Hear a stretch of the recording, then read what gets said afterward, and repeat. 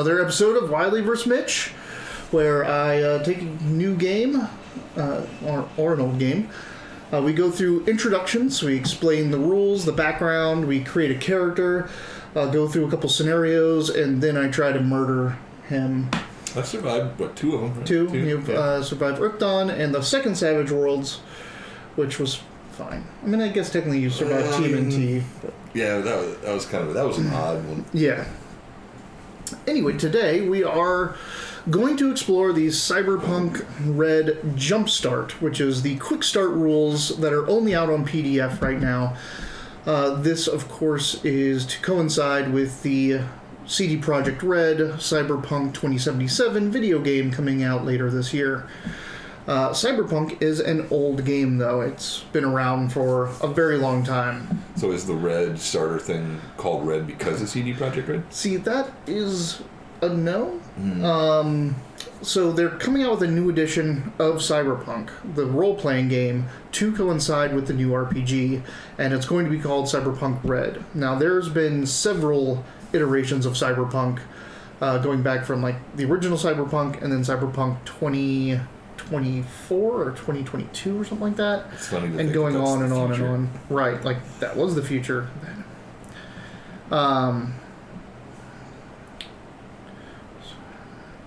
Let's bring up some facts on it. If I have any internet. Uh-oh. What's going on? Like the music stopped. Like, Yeah. what? I'm pretty sure we're still live. I don't see any. Well, mine says we're not online. I don't see anything. It says live. Ours says live over there. That's Yeah. weird. Sorry, I have technical difficulties very Well, long. Maybe. We might not be. We just have. Oh, no, there it goes. Ah, there's mine. All right. There's a hiccup there. That's what happens when you upgrade your internet. Right. Let's We get do the that. We music bought back. 5G at my house, and it's only 5G when it's available, which means we have really good 5G at 2 o'clock in the afternoon on Mondays sometimes. The rest of the time it's just regular old. Still having issues for me. Where does it show our strength over here? Yeah, it used to show it at the bottom. Is that what that is over there? Very bottom left looks like metrics, those green up and downs in the far left corner. Far left. Yeah, most likely.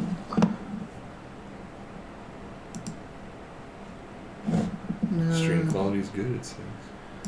Yeah, your stream quality is good.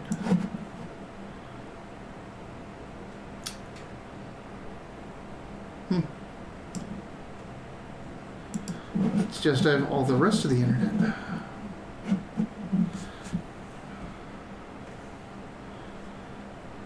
Do you want me to Yeah, it stop says calling? no. No, that's right. Even my little icon showing us live brings right up there. All right.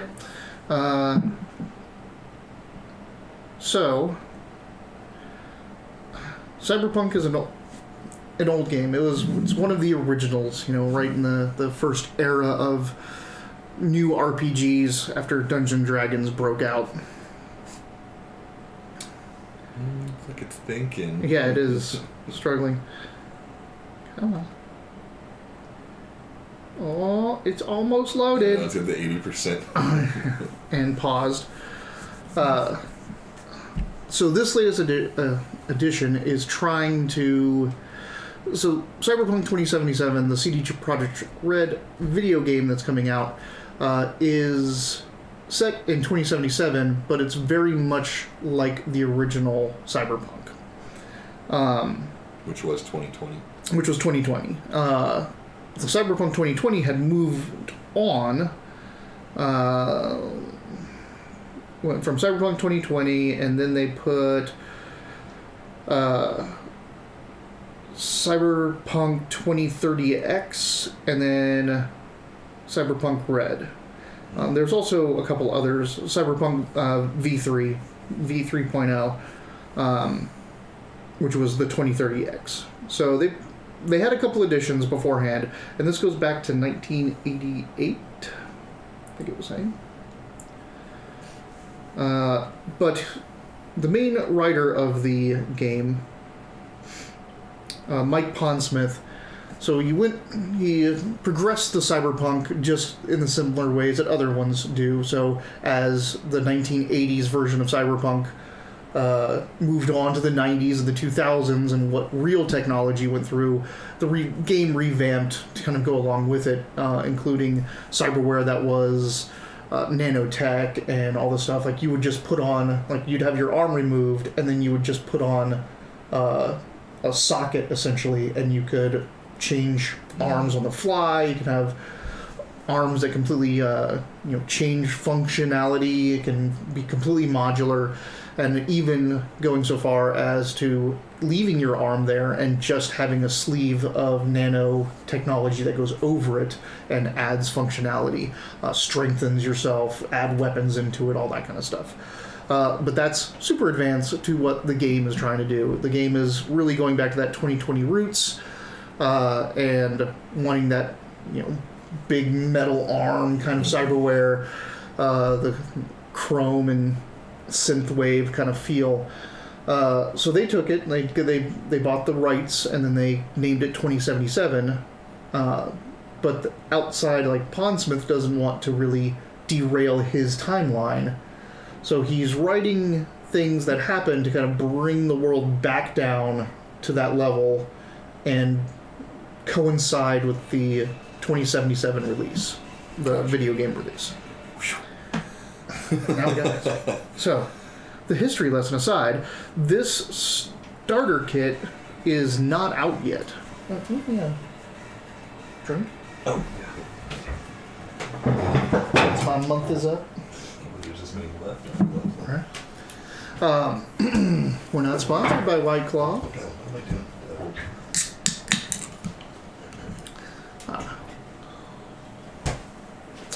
But we're available. So we're basically going to have to just write the PDF is out. You can buy it.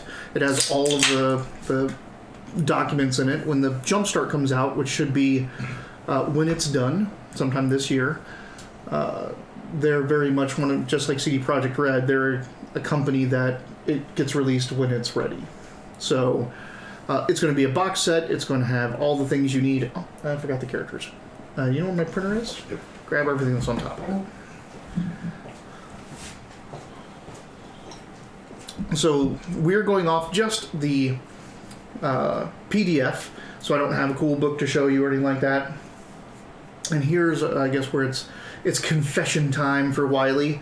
Back in the day when I was getting into Dungeons and Dragons and starting to explore the other games, I got pretty heavily into White Wolf games, and then to kind of scratch that sci-fi itch, there was a couple cyberpunk games out there, the kind of dystopian corporate future, super technology, and one was Cyberpunk and one was Shadowrun, and our group went Shadowrun, so I have never played or seen the original Cyberpunk games. Maybe I don't. It's in there. Yeah. It's on the desk, or like straight ahead. So I never played any of the original Cyberpunk 2020. I've bought some of the PDFs and downloaded them and kind of looked them over, but never delved deep into them, never ran a game. So when I bought this and was reading it, it was my first introduction to Cyberpunk, because I was a Shadowrun person.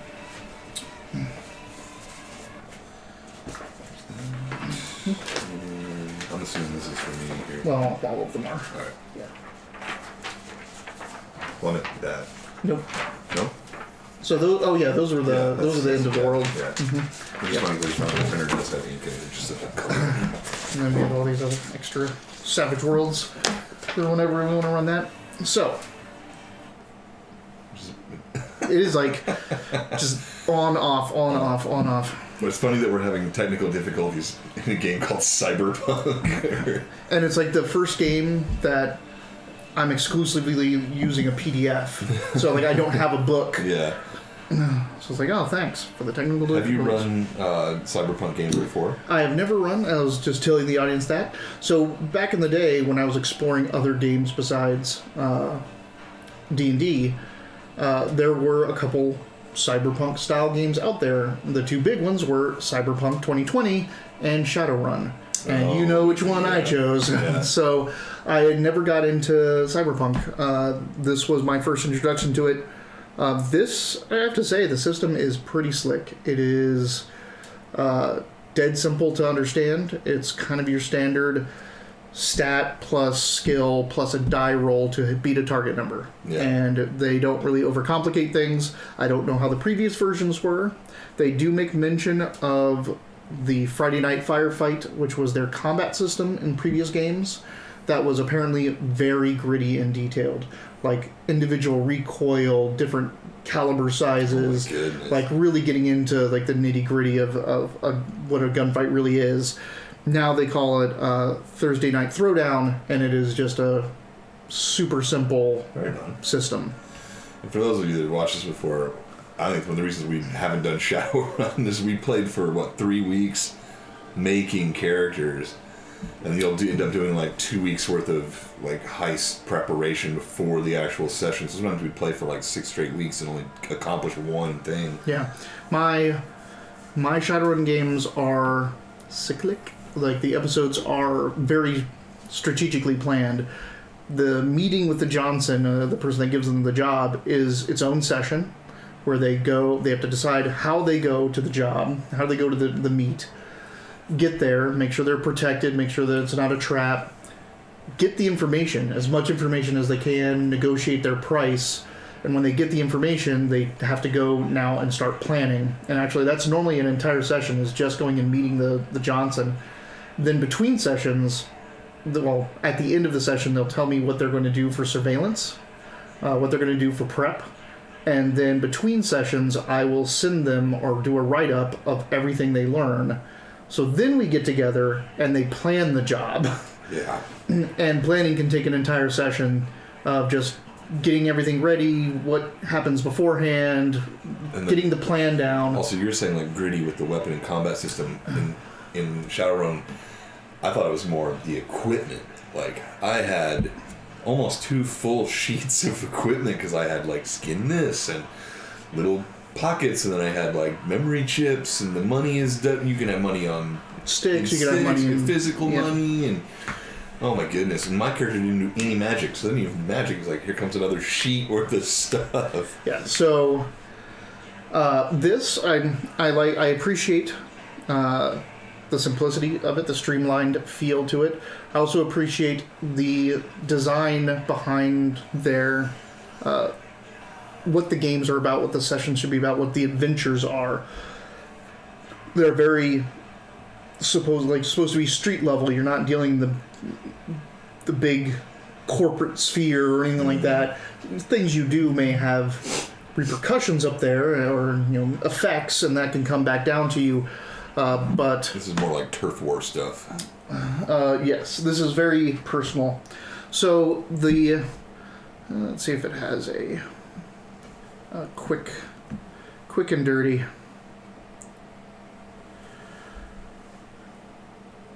So you want to be a cyberpunk, or maybe just look like one.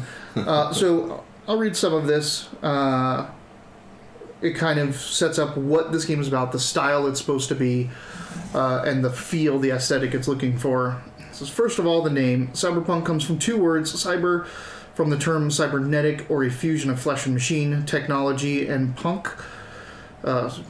flesh and machine technology, and punk, from the early 1980s rock music style that epitomized violence, rebellion, and social action in a nihilistic way. The term was popularized in pre-collapse days. This is speaking in canon, in-game. Pre-collapse days by a group of writers who specialized in writing science fiction with this kind of techno-melange. Their work featured a streamlined blend of rock, pop, sex, drugs, and the highest, hippest technology, usually grafted onto their body somewhere. The archetypical cyberpunk heroes of the 80s range from techno-barbarians roaming a post-Holocaust world to chipped-in jet-setters with designer bodies. The way they kind of tell the story, it's an alternate world starting in the 90s, even the 80s a little bit, that went really heavy on technology and quickly found the biological synthetic chipset that would allow a human brain to control a synthetic or robotic arm or appendage. Mm-hmm. So it was kind of like after there was a huge war down in South America. A lot of people in the history of this, and a lot of people came back from that war disenfranchised and missing limbs, and a medical boom in technology led to being able to replace limbs, and then once you could do that, it was a hop, skip, and a jump to putting weapons in it and or doing it willingly. And that is what leads to cyberpsychosis. Cyberpsychosis is a almost feeling that life is disposable. When you look at your own arm and go, I think I want a new one, and you cut off a perfectly good arm to put on a new one and better one, you start to like look at life differently, and it starts to break you down a little bit if you don't combat it. And cyberpsychosis is kind of what happens to these people. They get all cybered up, all the power of tanks and things like that, and then they become sociopaths because they don't understand what it is to even, be alive. Like, they can just kill people thinking, oh, he'll get up from that, just a replacement of this, just a replacement of that. So that's They'll funny. Jumpstart him right back up. That's weird, because I've always thought about the loss of humanity coming from your own manipulation. So now my body is mostly machine. I don't feel human anymore. I would never think about seeing people as like basically Just characters parts. in a video game. Yeah. Parts. I They're can just- blow him up, but he'll be fine. Like, Yeah, sure. I mean, whatever. So when this future came through and you had being able to plug right into computers, see virtual reality, new limbs, new designer bodies, all this technology, the world kind of split into three peoples. One was the people that, like, there's so much technology and so much stuff coming out that they just incorporated it and did what they were told. They're just the normal people of everyday life. Something new comes out and the corporation says, hey, you got a new phone, and blah, blah, blah, go out and buy it. And they go out and buy it, and they just use it exactly how it's supposed to be used, and the world goes on with consumerism. Then there were people that couldn't fucking handle the new technology. They just got left behind and their brains broke. If anyone reads or watches Judge Dredd, this is called future shock syndrome, and it's what the futsies are based off of. But futsies just, they can't take it. They strike out against it. They blame it for everything. Some of them are just wandering around zombies, can't function in a technological society, while others are very calculating people who think that technology has taken over everything and is listening to you, and it's all that kind of stuff, and go against it. They live out in the sticks. And then the third one is the cyberpunks that just grabbed it and fucking ran. They're like, oh, new arms? Throw them on! Let's put some chrome on it! Let's get a freaking mohawk! Woo! And that's pretty much what you're playing. They are called edge runners because they live on the edge. And That's a very 1980s name. Right. So the corporations pretty much took over. Governments had little power left when a corporation is a multinational, multi-trillionaire entity that can sue governments and bankrupt them. So they were making all of the decisions, this and that, much like Shadowrun if you're into that.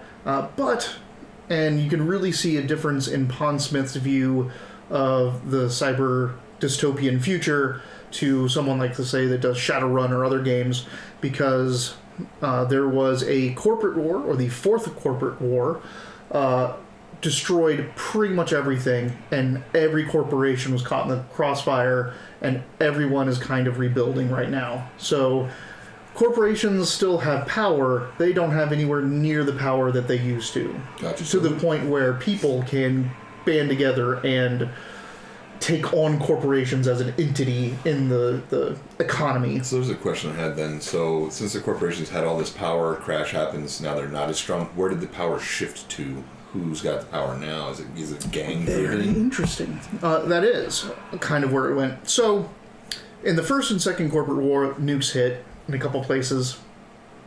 specifically, and other things happen. Biological disasters, biological weaponization, a couple conspiracies of actual viruses that would target plants were released in countries to try to destabilize their food growth and their populations. So a whole bunch of shit going back and forth. Everyone's screwing each other over.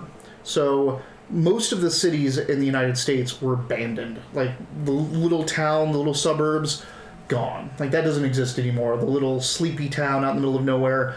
Everyone went to the major metropolis where something could be done, some work could be found, or some security could be had.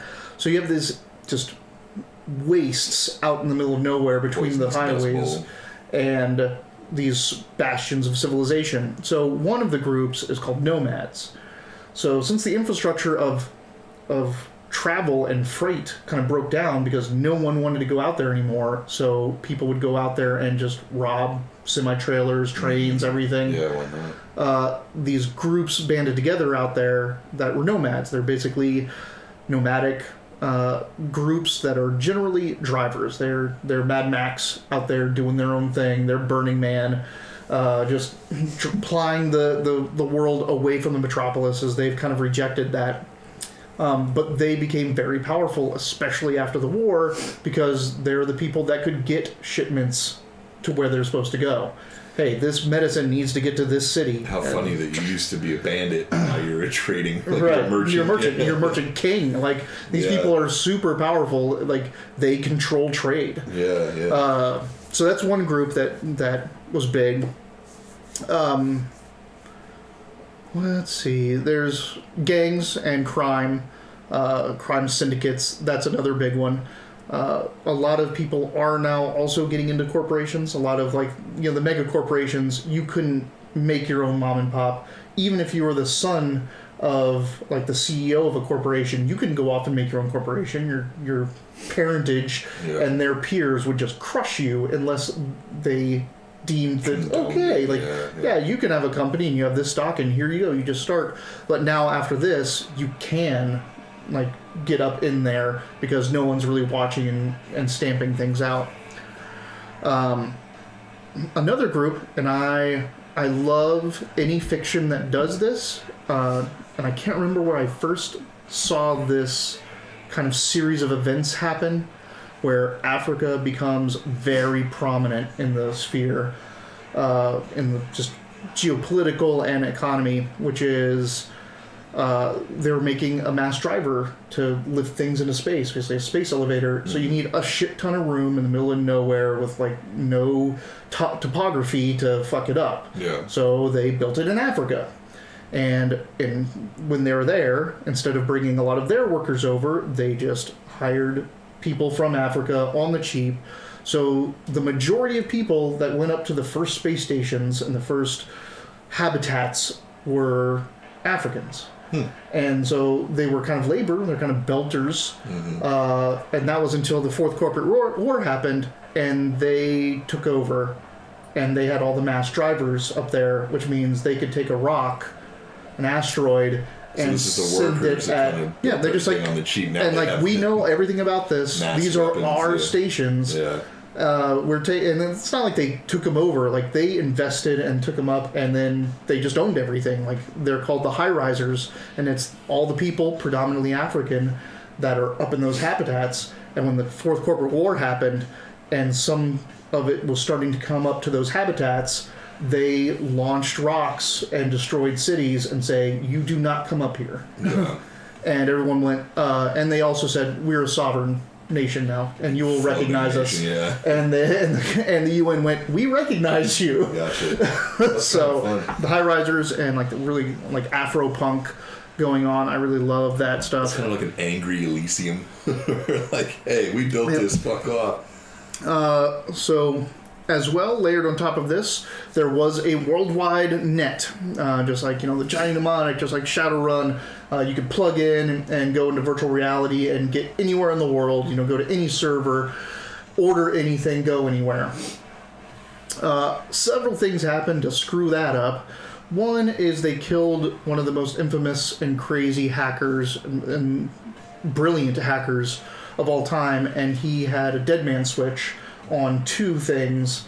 One were essentially hunter-killer drones that would fly around in virtual space and assassinate anyone they saw. In the virtual space? Yeah. So you'd just be running along, doing your thing in virtual space, maybe watching some movies or whatever, and one of these things, if it caught you, if it saw you, would just brain dead you. Like, you just die. Oh, this is one of those Matrix kind of things where if you die brain-wise, you're dead. Yeah, okay. All damage. It's, all of the sensory input you're getting from the VR is signals to your brain. So all it has to do is send mass signals to you, and it fries your brain out. Yeah. The second one was another type of little bot or virus that data crashes. It just latches onto any data and destroys it. So there was essentially an attack on two sides of the net, the users and its infrastructure and data. So people quickly unplugged all their crap, and the net went down.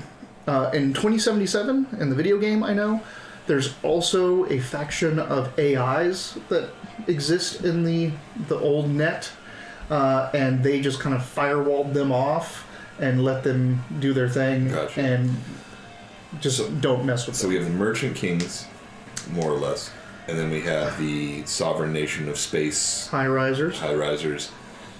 And then not internet, or we call them corporations? Are they the fourth entity? Corporations are the fourth entity. Or the third entity, so I'm already up to three, excuse me. Crime syndicates. And then you were saying the internet's pretty much not happening right now. The internet's not happening, and one of the main things about Cyberpunk is the ability to jump into computers and do all that kind of stuff and mess with things. But, and this is a beautiful symmetry of storytelling and justifying it in the world, and also changing the game mechanics to stop something that was very bad. And just like Shadowrun did, they did it, which is back in the old Shadowrun and back in the old Cyberpunk, your netrunner, your decker, would just sit back in the office, safe and sound, and he'd be over top of you on the net, helping you out. That was so hard to get used to the first couple times we played it, where our decker's not with us. Oh, in the deckers, in the new Shadowrun, they have to come with you because of how the systems are kind of firewalled off and protected. But in this one, it's even worse because everything is what's called air-gapped. Air-gapped are networks that are not on a network. So it's kind of like you have to get into intranets. Yeah, you have to walk up to a terminal and jack in to get into that thing, because besides all of the networks that are wired and even its own Wi-Fi that is super encrypted, there is no way to get in that doesn't touch guarded and standalones. Yes, absolutely, GT. They are air-gapped. They do not touch the net. They do not touch other networks, because that is a way to get data crashed and assassinated. So your netrunner is with you. It's pretty crazy. They actually have goggles on. You can see it here.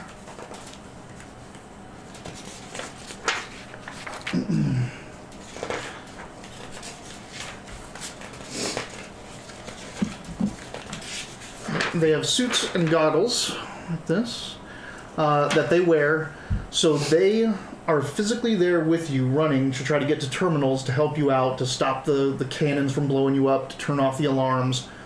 And they have the goggles on that are looking into virtual reality while that's superimposed over the physical world. Gotcha. And so they're hacking while they're looking around and shooting and doing whatever else they need to do. So their augmented reality is what they're doing. It's not augmented because it is not laid out like the world around them, like Shadowrun is. So they may be able to look and see where the networks are, but they're also seeing a full digital overlay of a digital world that you can't see on top of the physical world, and that's why they have this entire headset, and it's jacked right into them. It makes my brain itch. Yeah. So they're doing that.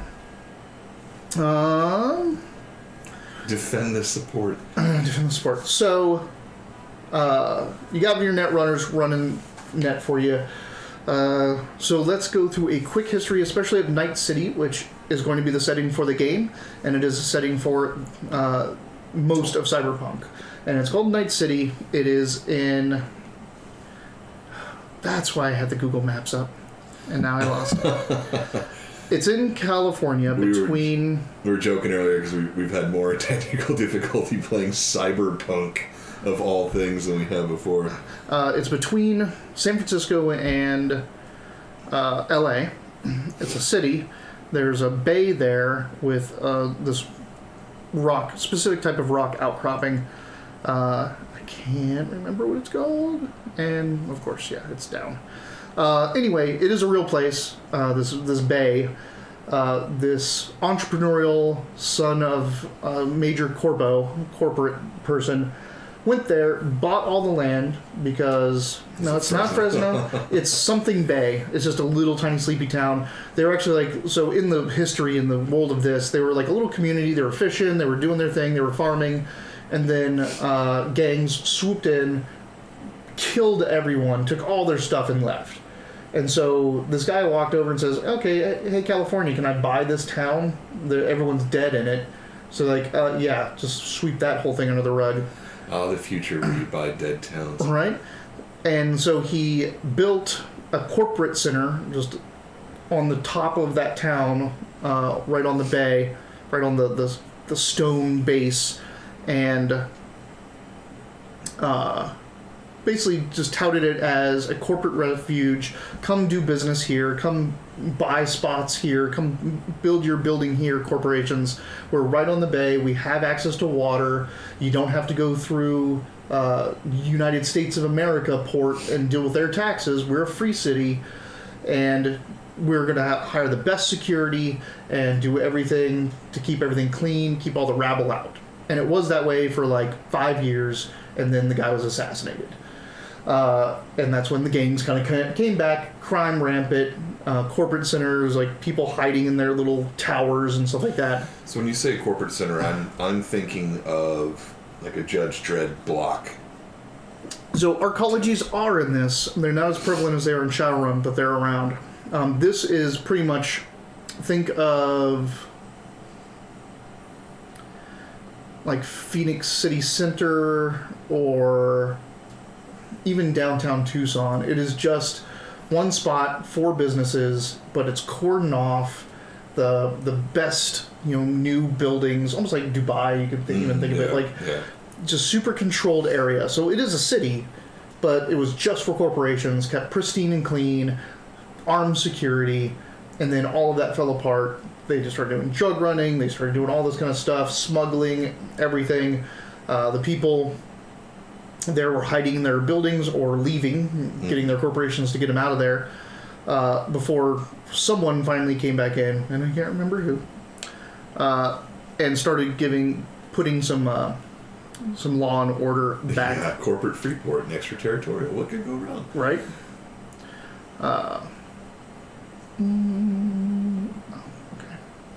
You know what's really scary is that this is kind of the way things are going. Absolutely. Corporations are people. I wouldn't be surprised if they're like, can we buy this town and just run Google there? Like, can we just be Google Town? Because they already run their offices like that a little bit, where they want you to stay as much as possible. So they have sleeping rooms, they have laundry, they have restaurants, they have gyms. They're just like, you're more productive if you just stay here. So Night City built up eventually around that into a real city. Oh, that's right. Actually, that is true.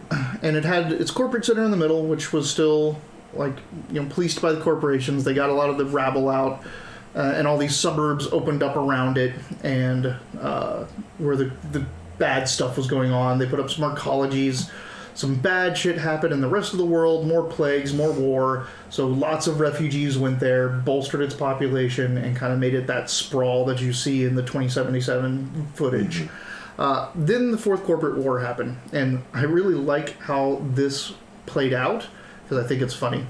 And it's also very realistic. So, a major marine biology and research corporation, like one of the top ones, folded, went bankrupt, and 2 other marine biology and research companies started going after each other for the pieces, like just trying to go to corporate court, buy up everything, become the legitimate owners. It got pretty heated, who gets what, and arguments over who actually owns what properties, and sometimes one would get the intellectual property or the other would get the physical, and then there'd be altercations where they wouldn't let them on the property, you get the intellectual property. So so things got heated on the lawyer side, and they started getting heated physically. They started bringing security to the sites.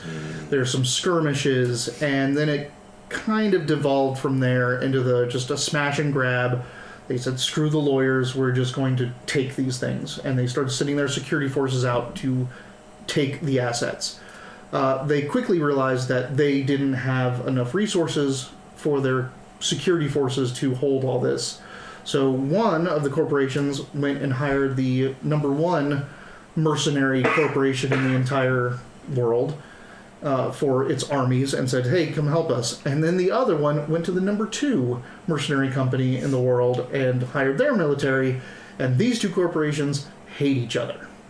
So they went, oh really? We get to fight our nemesis and over these properties, and while we're at it, we can severely weaken their infrastructure and everything. Yeah. So they just started fighting each other. And then the fighting didn't even happen over the corporation that they were supposed to be hired by. They just started using this whole war to go after each other's supply line, infrastructure, executives, with the underlying cause that, hey, this is war over this property, because if I kill that executive, no orders can come out and I can win this battle here. Gotcha. And that just escalated to street warfare in cities across the globe, where the corporate headquarters of these 2 mercenary companies in the same city would just start fighting each other. A nuke went off, some rocks were thrown from orbit, tanks rolled in. How does the high-rise keep getting involved in this? Because they keep trying to go up there to get control of it, or take over, or get them on one of the other side. So the fighting it wrecked the entire world. These 2 corporations could not be stopped. They pulled everything in. Once they started rolling in tanks to cities to take out the buildings of their opponents, then the other corporations had to put their security forces to secure their assets, which this corporation didn't, these mercenary corporations didn't care if they got caught in the crossfire. So there's no real law anymore. The governments tried to step in with their militaries and do that, and it's just all-out open warfare in the streets of every major city. All of that lasted until there was twin towers in Night City for one of the corporations. They say they don't know exactly what happened, but a nuclear deterrent device went off on about the 70th floor and just took out the corporate center and the middle and all of this stuff. Millions of people died. The fallout was killing more. And then finally, the President of America at the time... it's not the United States anymore. They're now just on the East Coast, gotcha, pretty much. And they have treaties with forts of military units that are ostensibly U.S. military forces, but under private command. But they're on private command, and they just have treaties with the United States of America to work for them. But she basically said, okay, this corporation, I don't remember the 2 are called, but she called one out and says, your corporate license is now dissolved, and all of your assets are now United States assets. You're our military. Rein it in. Everyone come back. And they basically pointed at the other one and said, we will nuke all of your headquarters if you do not stand down right now. So they finally diffused it. Everything kind of settled down, but the world was just shattered. And that's what leveled the playing field for everyone. The corporate center, that downtown shining beacon, was a wreck. It was just shattered, irradiated. They had to get rid of all the fill because they had to put fill in to build their towers on because it wasn't flat, and all the fill got irradiated. So they had to push all of that into the bay, and that kind of brought up the old city and town that was there before, and that is being repopulated and rebuilt. But all of those suburbs and everything that kind of got populated in the end just filled up even more as everyone left the corporate center. And that's kind of where Night City is at right now. They have a couple arcologies, they've got a couple suburbs, but everyone's kind of like living in the shadow of this war. The corps are kind of coming back in, but no one likes them because they're the reason all this shit happened, and everyone's just trying to eke their life by. Gotcha. Well, Cyberpunk. That's a big intro. Yeah. The good thing is, since this is a jumpstart, there's not going to be a full character creation. I see that from these sheets seem like they're pre-made, so I'm basically going to pick from an archetype, it looks like. Yes. So, how they're even going to do their character creation in the game is also pretty progressive, pretty cool. It's going to allow a lot of players access, a lot of new players access to this game. There's always a bigger stick. There's always a bigger stick.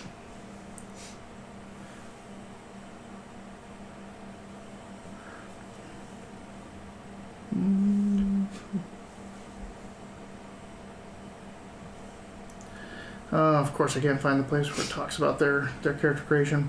Essentially, there's 3 types of character creation. I love the music's off again, too. It's like, why was Cyberpunk? Why, Marv? Why? Ah, there it is. So, nope.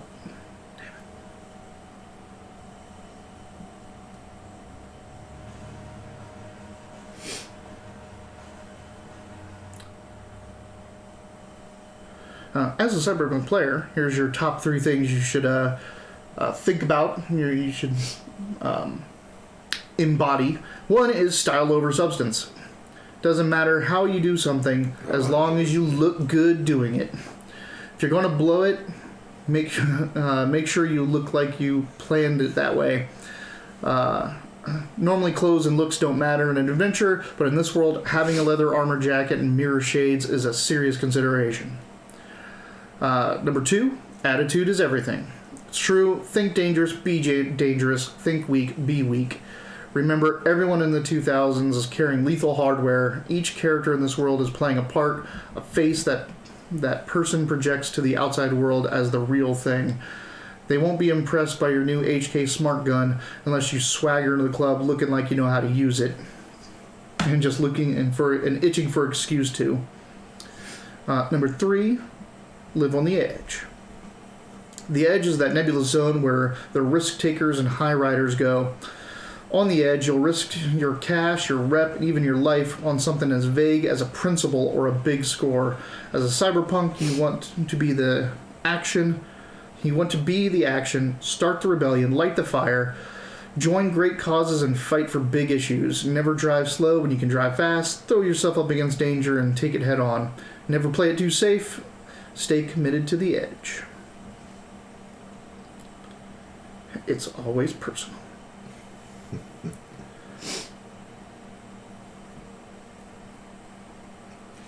This is kind of like the Cyberpunk ads, too, where they're like style over substance, substance over style, and then it's like style is everything. I think it was the third one or something like that. I have them maybe it was downloaded somewhere. Everything, yeah. I think I have these images somewhere recent. Pencil gifts. Oh, yeah. Speaking of which, we'll take a quick little break to show you something. You still here, GT? In case you missed it. We had one of those magic moments that was caught on stream and somebody ended up, was it Lord and Savior that did the... Yeah. Oh, yeah. Check this out. Caitlin picks her pencil up but throws it at herself. And then freaks out but doesn't lose it. It was magic. This was from our last Wednesday game. It was magical and a whole bunch of gifts were made. People have been putting it to music. I posted it on her Facebook. All kinds of stuff. It's some good stuff.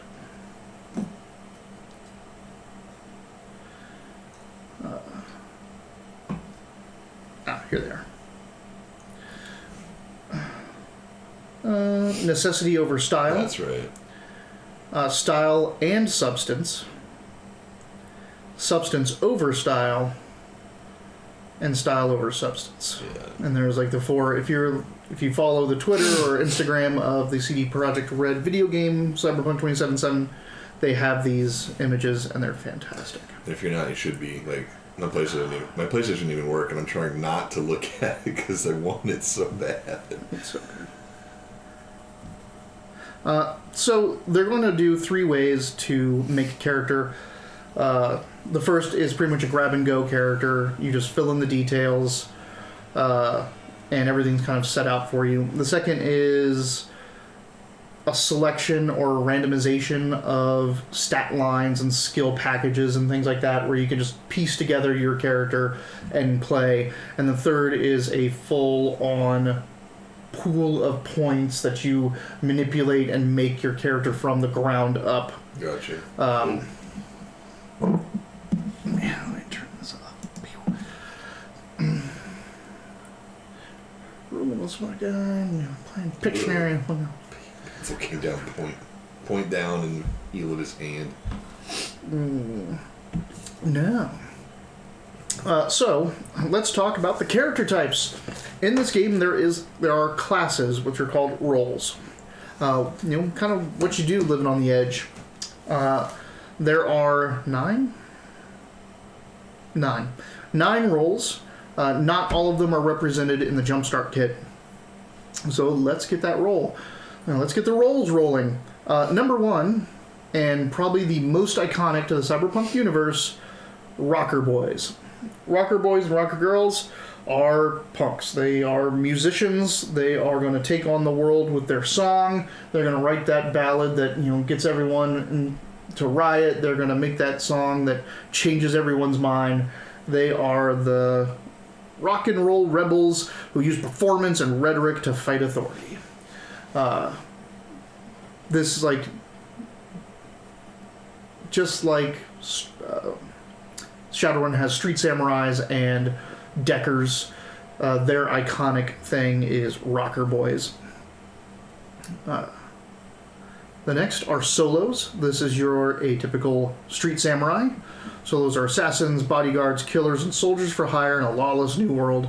They're the guys that are normally chromed out, got all the weapons. They're the fighters of the group. Mm-hmm.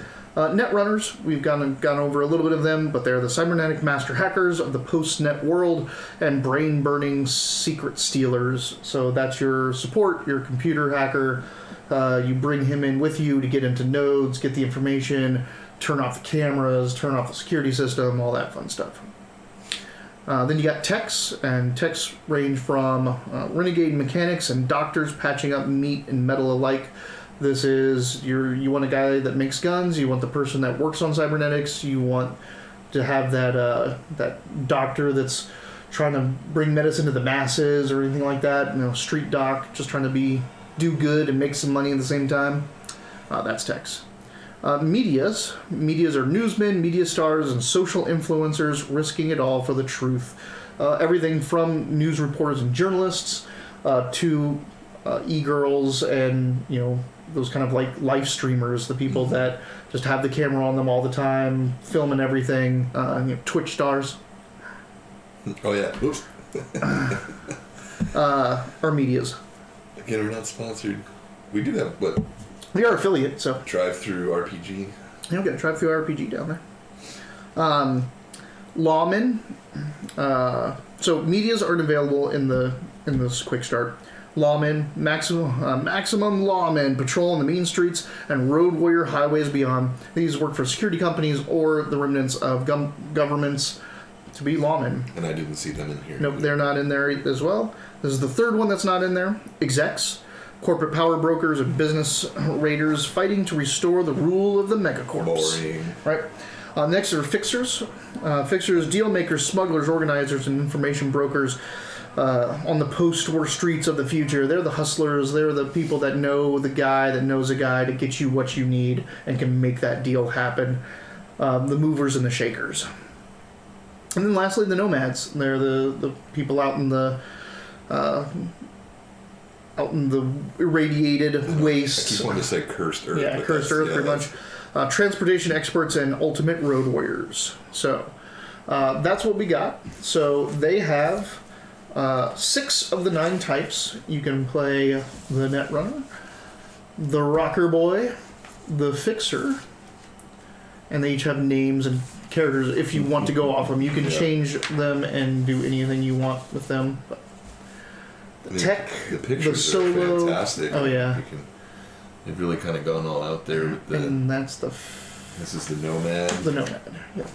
And you've got your Deus Ex character here. That's kind of fun. He's the solo? No, Fixer. No, this is the solo. You weren't ever going to get a corporate job or be tough enough to be a solo. You always knew you had a knack for figuring out what other people wanted. His name is Grease, but Nate calling him WD-40. WD-40 is fantastic. Oh, boy. I thought it was going to be like, yeah, I know what I want. But now I'm like, what? This is crazy. Or drove your family off the farm. They rolled in, took over the land, put rent the cops all over the place, but that was before the war. Figuring stuff out, shoot everything. You can't leave anything alone if it sits near you for more than 5 minutes. You just assemble it and made it into something new. I've heard the Rocker Boy already read. I'm not going to do this one, I don't think. Yeah. All right, let's go Grease. I'm Grease. You're going to be the Fixer. Okay. So, this is going to be exemplary of one of their creation types. So, if you flip it over, you'll see your statistics. You'll see that there's a huge block of stats. Those are not all your stats. Those are your potential stats. You can roll a d6 to see which stat line you use, or you can pick one. These are arrays of stats. So this is kind of like Savage Worlds a little bit, where this is what you roll for this dice, you roll that dice for this. No. You you know how in Dungeons & Dragons you have strength. Oh, I see. So this is an array. Yeah, you're going to pick one of these stat lines, and that's going to be your stat line. And it's how excessive do you want to go? Do you want to be max in a couple things and bad in others, or do you want a more stream I'm super a smart more and lucky, but man, I'm not cool balanced? at all. Yeah, like a balanced one. Yeah, they have pre-made arrays for each character that they have in the jumpstart, and you can see them here. Like each line is a series of attributes, and you can roll randomly to see what you get, or you can pick. And when you pick, like that's what you have. Like that's your stats. There's some that are min-maxed, like really high in the stats you need, really low in all the other things. There's ones that are well balanced. There's everything in between. So it's pretty cool. Let me take a look at this. So you've got intelligence, willpower, and cool. Does this mean you can just roll it? Yeah, you can just roll it randomly and figure out which one's your stat. All right, we'll do that, but let's move on. So intelligence, reflexes, and cool are your mental stats. Intelligence is how bright you are, how good you are figuring things out, cleverness, memory, all that kind of stuff. Well, it would make sense for the Fixer to not have any stat in intelligence lower than 7. Right. Yeah. Willpower, your determination, ability to face danger, stress. This stat also represents your courage and ability to survive long-term privation. What? Privation. I'm guessing that means they do use some good words in here. Kudos on you, Pondsmith, for making me use the lookup feature. Oh, I'm not on the web. Thanks. We're still on though. Everything looks good. Yeah, I'm glad that it's just the network and not that. We're coming through okay, right, GT? Like we're not breaking up. Usually somebody tells us if we're in a privation, a state in which things that are essential for human well-being, such as food and warmth, are scarce or lacking. Yeah, privation is the absence of to go without, he's or lack of basic necessities. So, cool, your ability to impress and influence people through your character and charisma, how well you get along with others, how you interact in social situations. Literally, you're cool. So which one is the privation? So intelligence is my smarts. Yep. Willpower. Will. That was the one about staying privation. Yeah. Mm-hmm. And then cool was how cool. So. Then you also have empathy. That's also in your mental stats. Mm-hmm. Empathy is your ability to relate, to care for others, take others into consideration. Very important important as it offsets the effects of cyberpsychosis. None of the characters in this are in danger of that. They just built it that way because they didn't put the rules for cyberpsychosis in here, but they talk about it because it's a big thing in the real game. So there is that. Then you have your combat group. Your combat group is technique and reflexes. So technique is your ability to manipulate tools or instruments. This is not the same as reflexes in as much as it covers the knack of using tools. One character might have a high technique, but might not be able to fence or juggle. On the other hand, another might have high reflexes, but might not be able to rewire a computer or hotwire a car. Gotcha. Reflexes are your response time and coordination as used in aiming, throwing, juggling, etc. A stage musician, for example, would have a high reflex stat. Most importantly, this is the stat that affects your ability to hit things, both with guns and melee. Well, that's not good. Your physical group is body, dexterity, and movement. Body is your size, toughness, ability to stay alive and conscious due to physical mass, your bloody-mindedness, structure, and or other qualities. This stat determines how much damage you can take. Dexterity is your overall physical competence as it pertains to balance, leaping, jumping, combat, and athletic activities. A gymnast would have a high dexterity. Most importantly, this is the stat that can help a character avoid being hit. Then you have movement, which is purely your movement, your running speed, your swimming speed, how fast you can move yourself. Then you have luck, and luck is the stat that lets you re-roll and do all that kind of fun stuff. Alright. You gonna roll it? 3. Not too bad. That's one of the... That's the middle line. That's the lucky one. Super luck. Yeah, just relying on luck, empathy. Yep. Yeah. Alright. So those are your statistics. So I have a 7 in intelligence, 5 in reflex, 5 in dexterity, 5 in tech, 6 in cool, 6 in will, 10 in luck. My movement is 5, my body is 5, and my empathy is 9. So I'm a very empathetic kind of slow guy. So I finally found what I was looking for before. In Cyberpunk Red Core, when the book comes out, there's going to be 3 ways to generate your stats. Street Rat, which is templates, which is that. This option will be using in this Jumpstart kit. It's fast, simple. You have arrays, you roll it, bam. Then there's Edge Runner, fast and dirty. Fast and dirty characters are created by rolling dice and checking the outcome against a series of tables. So it's not like you roll 3d6 to get your stat or anything like that, like D&D. You roll dice and then you check a spectrum on a table. And then the complete package, which is point by, like building it from scratch. So next up is your hit points. So now you're going to have to get your starting hits, which are based off of your body stat. What is your body stat? 5. So your body stat of 5 gives you 25 starting hit points. Does it have seriously wounded is at 13? When my hit points get to 13? Yeah. Or when I take 13 damage? It's both. I mean, technically, Oh, I'm right in the middle, actually. yeah, it's okay. 50%. And death save is 6. That sounds good. I don't know what that means. You want higher. Yeah. So in this game, they do have unlike other games like D&D, when you get to a certain stage, you start showing the effects of your wounds, slowing down, makes things harder to hit, and that's the seriously wounded stage. When you get to below 1 hit point, when you're 0, that's when you have to start making death saves. Gotcha. And actually, I'm looking down here at skills, and I feel a little less bad about my roll. Because I have athletics and concentration, these add bonuses to my empathy, my dexterity, my cool, my intelligence. Alright, so you, in this Jumpstart kit, they do already have skills assigned. So in this case, you have... Like I'm a local expert with some education, so I get +7 to my intelligence. I have some skill in athletics and brawling. I have concentration. I have marksmanship, which is nice. Perception and human perception, so empathy and intelligence. Yep. Interesting. So human perception is reading people, empathizing with them, seeing what their mental state is, and then regular perception is noticing things in the world. So that's already detailed out in the game. You would of course have skill packages or by your skills individually. This also starts you with equipment already. You have a light armor jack and a little helmet going on.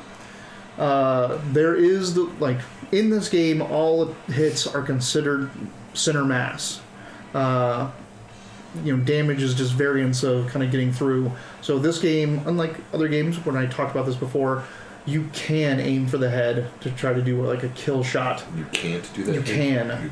Yeah. Gotcha. It's a -6 to hit, but if you get any damage through, it doubles automatically. Oh, wow. So it is very, very lethal. And in this game, no one goes without a helmet. When you're on the job, you're wearing headgear. So can you also I want to target his arm because he's got that crazy punching arm?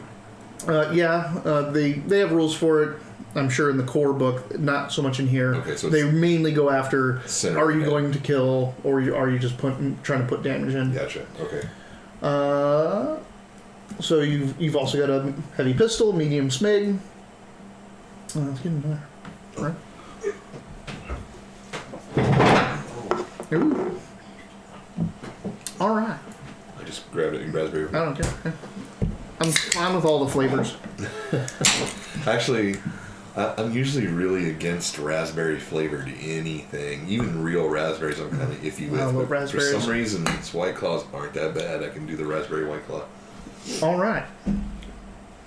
Now we have your cyberware and gear. You have 100 Eurobucks unmarked bills. You have an agent in this game is it's a limited AI program. It's your operating system on your handheld. It's a hand terminal. Right, and it learns about you, it knows about you, it knows when to, hey, you'd be interested in this article. Oh, hey, an event came up of your favorite band, I already got your tickets.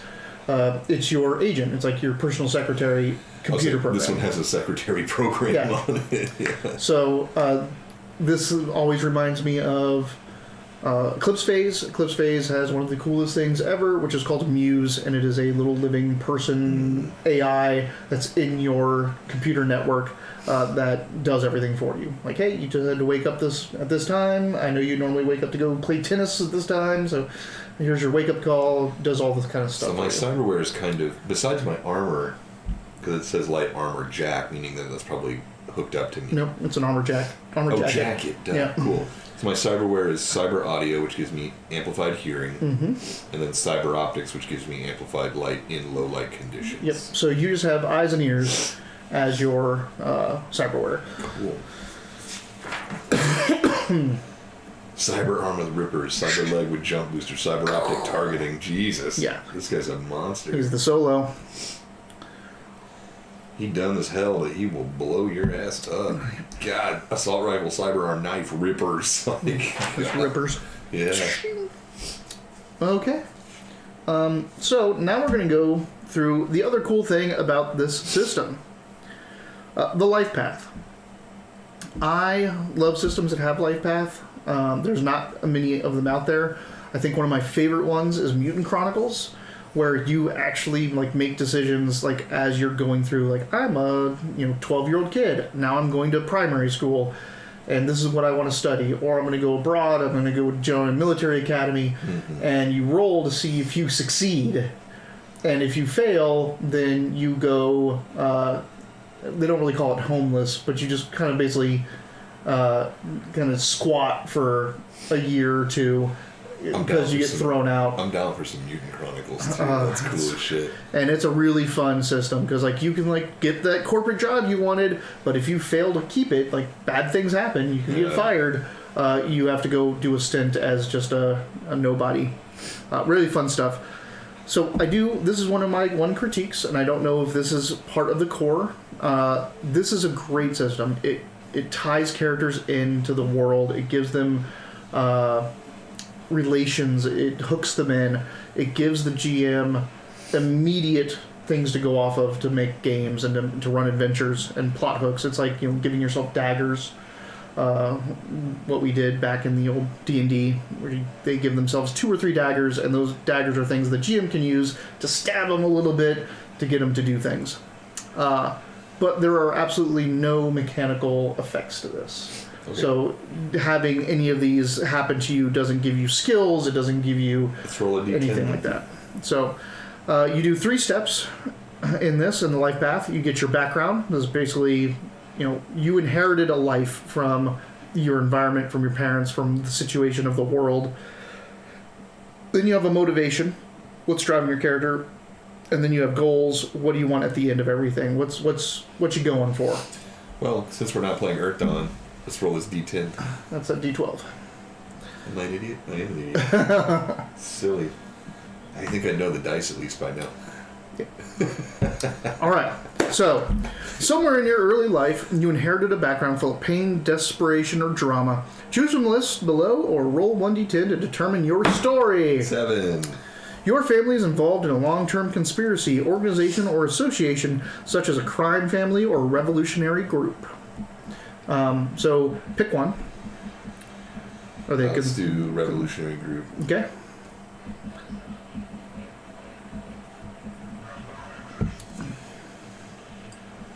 Oh my god, my brain is burned out. Family. There we go. Alright. Next one is... Motivation. What makes you tick? What is the major driving motivation in your life? Choose or roll 1d10. 3. Your word. Oh, my word is my bond. You are a fixer. You're wanting to be that person that stands up. That I don't. Who is that? Oh. I do what I say. I say what I do. I just said a quote from Hook. Your word is your bond. Goals. Goals. What do you want from life? What is your ultimate goal? Choose or roll 1d10. Money. I'm revolutionary. You'd probably be freedom or whatever, but... Freedom! 7. Get what's rightfully yours. Perfect. Get what's mine. Interesting. So now my family, we're part of a revolutionary group. I hold my word above all else, but I am going to get what's mine. Cool. Okay, so that's the 3 main ones. Now we're getting to friends, enemies, and your romance, if you have any romance, and personality. So, friends, you lucked out and made a new friend, a rare occurrence in the cyberpunk world. Roll 1d10 and subtract 7 to see how many friends you have. For each friend, choose or roll a d10. So, 10. Was that a 10? Yeah. So you have 3 friends. So we're gonna roll this 3 times. 3. A teacher or mentor. So that's perfect. give them a name. Now the teacher mentor, is it regular education or is he your life on the streets? Is he your fixer mentor? This guy, because I have some education, I'm going to say that this guy was like a teacher that I have a lot of respect for, like a college professor or like a high school teacher that I listened to. Okay. Mac. Mr. Mac. He's the good side of Bill Cosby. the old Bill Cosby we used to love. I'm just kidding. That would be right. All right. Second friend. Coach Steve. Coach Steve. Hey, I like your eyeballs.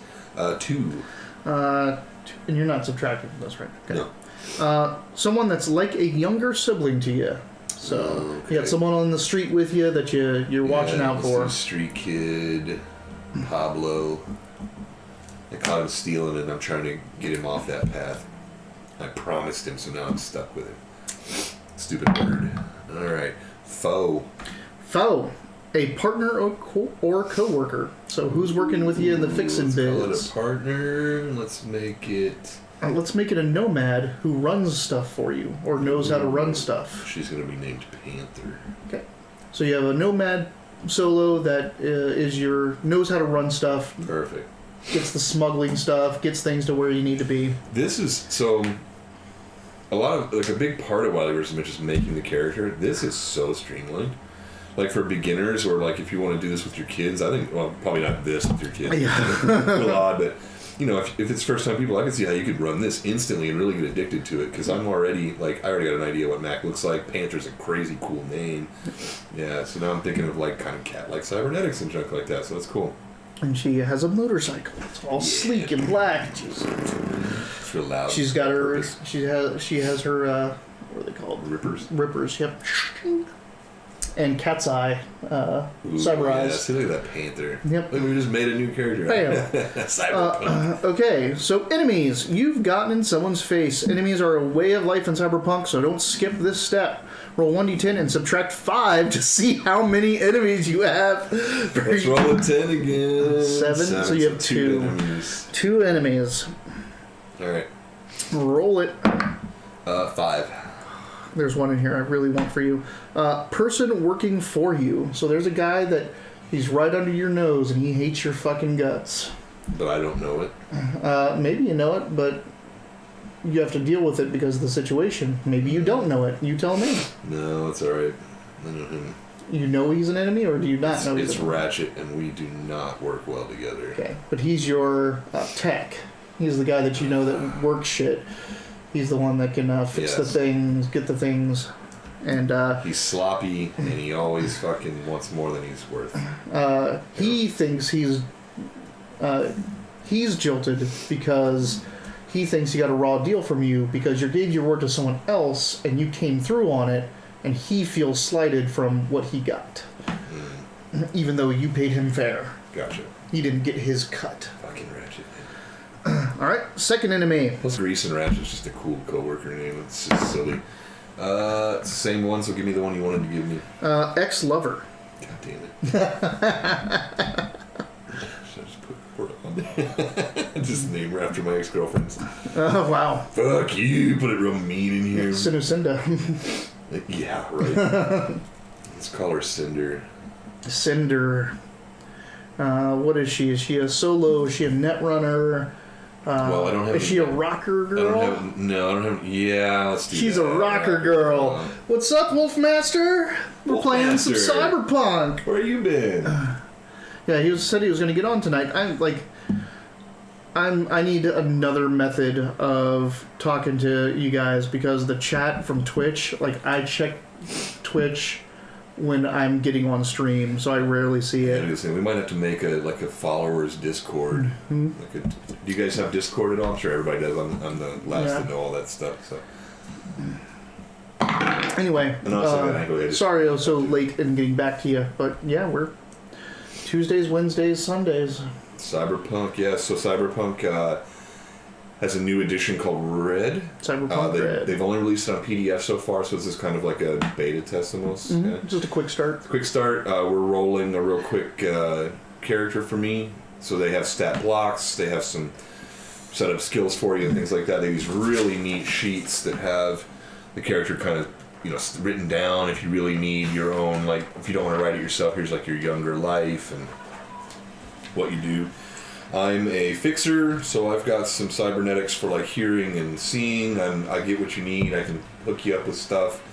My family is part of a revolutionary group. My word is my bond. I get what's mine. I have some friends. I have some enemies. And now possibly some romance and some personality. Do you do that too or no? Yeah. Sorry, I'm pencil. The Robert Horde. He got this slowly too. This became part of his horde. Yeah, well, because he couldn't reach this, so he thought he was going to roll on that, Oh, that's and right. it doesn't work. Yeah, Our dice are too big for it. That's crazy. I'll have to get a second kitty, so we can play 4 players now. What we should do is give Jared some money and have him make us those little personal. Yeah. Everyone has their own kitty, dice set up, the tablet holder. Yeah. Actually, that's a good idea. That'll give him something to do. And then he won't charge us anything, that fucker. We'll get him. Sorry. We have a very handy friend who's got an architecture degree and a full workshop in his garage. He'll make something gorgeous, show us a picture of it. Everyone's like, we want one. He goes, perfect. You'll say, what do you want for it? He's like, materials cost me $12. It's like a lacquered, hand-carved piece of wood that he's stapled to something awesome, and now it's this wonderful bar cart with a spot for a tub, and it's got bottle opener and towels, and he'll throw in the glasses, and he's like, $36. I'm like, dude, god damn it. Okay, so now we're going to get your current romance. A tragic love affair, because if it were happy, it wouldn't be cyberpunk. Now, would it? Choose or roll 1d10. 8, unique role. Your lover was killed in a fight. So, just recently, or maybe not recently, maybe before or after. Maybe when I left Cinder killed her, but I don't know that yet. So you left Cinder for this girl, and then she wound up dead, and you don't know why. Adrian. Is that her name? Yeah. Okay. She didn't have a cool nickname. What is your basic personality like? Choose or roll. I really feel that this is the only one I would not do, but Let's roll and see what I get. let's roll and see what you get. Boom. Because I mean, 5. my character, like the way I run games, I think I guys have you trained to get a personality. Yeah. But this is great for people that are looking for that role playing challenge or that I'm kind of already don't know. this fixer Will Smith. Yeah. What'd you get? 5. Picky, fussy, and nervous. No, that wouldn't make any sense. Right. What else we got here? Sly and secretive, rebellious, antisocial, violent, arrogant, proud, aloof, moody, rash, and headstrong, picky, fussy, nervous, stable and That would make serious, sense. Stable and serious. What if some other ones silly and fluff-headed, That's me in real sneaky life. and deceptive, intellectual and detached, and friendly and outgoing. No, it's stable and serious.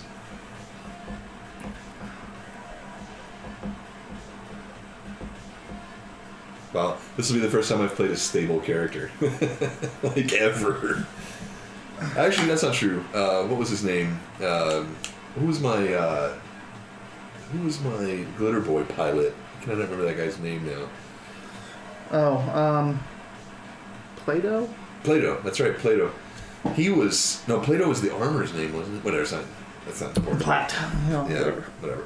But yeah, he was pretty stable. He knew what he was doing, and he was run by a dog.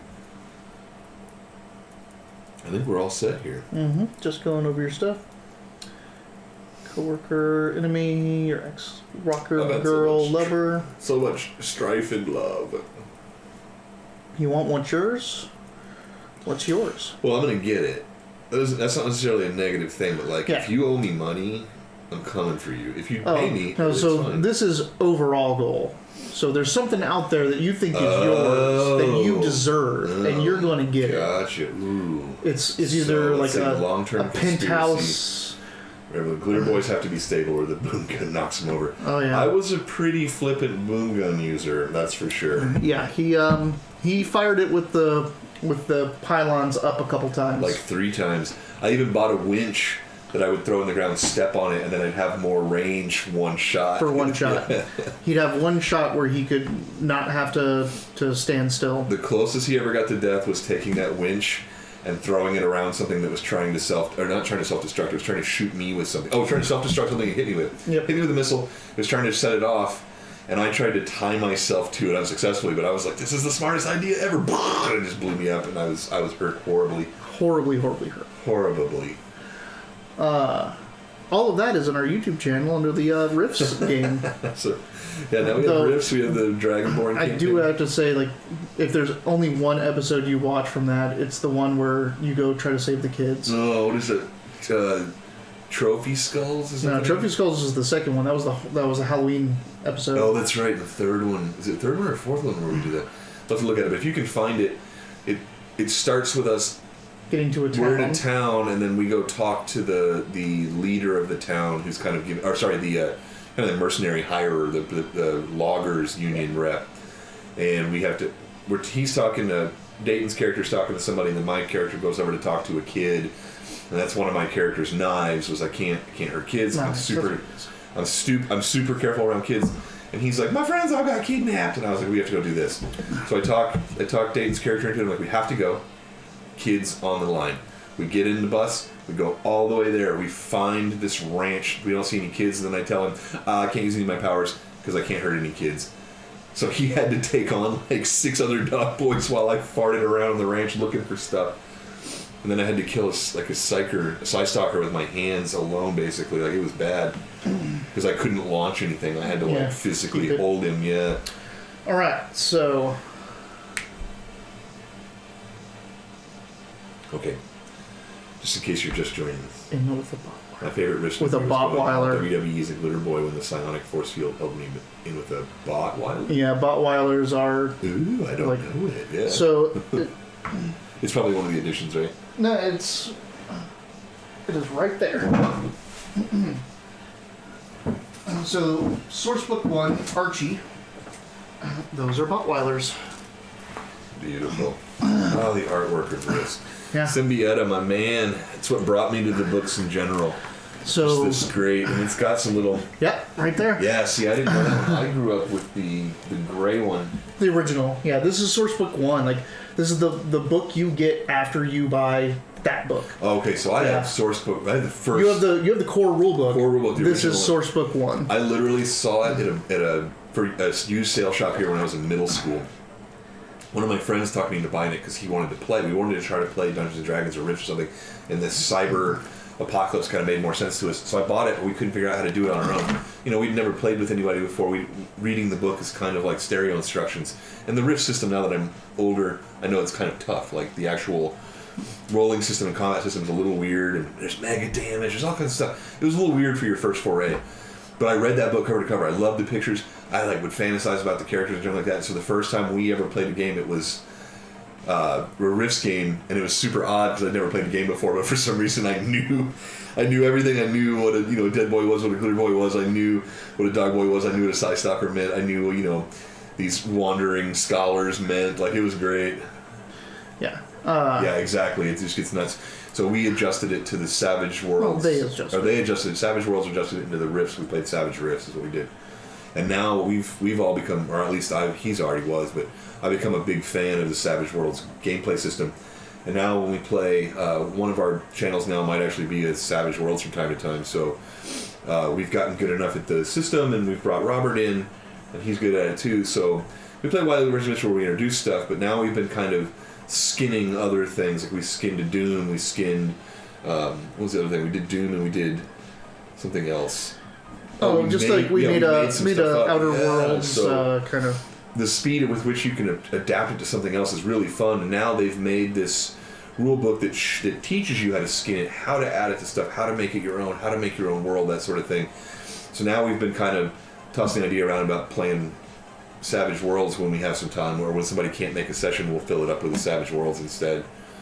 Yeah. The last one we played was in the Doom universe, and Robert was a mechanic and I was a pool cleaner who got magic accidentally through the demonic invasion. Yeah. One last thing for riffs of this segue. I did an entire campaign leg that would have taken 6 to 10 sessions, all about the Shimerian warriors. They met the first group. They dubbed them the Shatarians, hated them, and I had to scrap that entire line of the campaign. We didn't trust them from the get-go. It was my first example that I had seen of you make something for your characters and they're just like, nope, and then just walk away. We hated those guys from the get-go for no real reason. They're the ones too that I ended up saying hey, I can understand what you're saying because I was a technomancer. Was that the same one? The Shimerians that I understood and one of them attacked me, or is that something different? No, you had the AI entity, the Oracle, and she's like, hey, these people are synthetic. I'm like, what? And you just said, hey, you're synthetic? And it just put its railgun up to you and blew your fucking head off. Yeah. Or tried. It tried, yeah. He, ha, ha, ha is the right response. Yeah, I'm like, well, son of a bitch. Okay, so. All right. So now, my stable and serious fixer named Grease. And you don't have to take that name, you don't have to take that gender, you don't have to take that look. No, I kind of like this. I like this African American dude with the short hair and the black jacket and the gloves. He looks good. I'm like Will Smith if he was in a good future movie. Yeah, unlike After Earth. Son, Jesus Christ. Very, very rarely do I say Jesus Christ, but that's what that deserved. I will say, even though they got a lot of heat for it, I love that they incorporated an accent. I think that's great. I think it was interesting, and they did it completely in the wrong way. So an accent is supposed to be an inclusionary measure. It's a whole bunch of people from one area speak a certain way or start speaking a certain way, and you immediately know when you're in the in crowd and when you're in the out crowd. It's meant to be a part of human interaction of how you can tell, friend, foe, not foe, but, where you belong. I'm home because people say, don't you know? They made an accent that doesn't exist anywhere. So they alienated everyone. That's a good point, actually. That's the whole, and I'm not saying they should have picked an accent that exist. I do get why they did it, but the psychology behind it alienated the entire audience immediately because, I don't know who these people are. You've just ruined a big part of something else that I love. I think Cloud Atlas is one of the most brilliant movies ever written. It's so well done and takes place over so many times. But in the future, now I feel like what happened was they only had episode 1 of Star Wars to watch, and they only had a 10-minute clip with Jar Jar Binks in it. Oh, no. Or now the true, and you say so, Mrs. Sam. Now I'm like, damn it, they just sound like Jar Jar Binks. You've ruined it. All right. So here you are. You're in Night City. You're an up-and-coming fixer. You got the connections. You got your people. You live in a closet apartment alone, which is unheard of. Normally there's at least 6 people in even a closet. You're in one of the arcologies, so it's one of the big kind of block structures.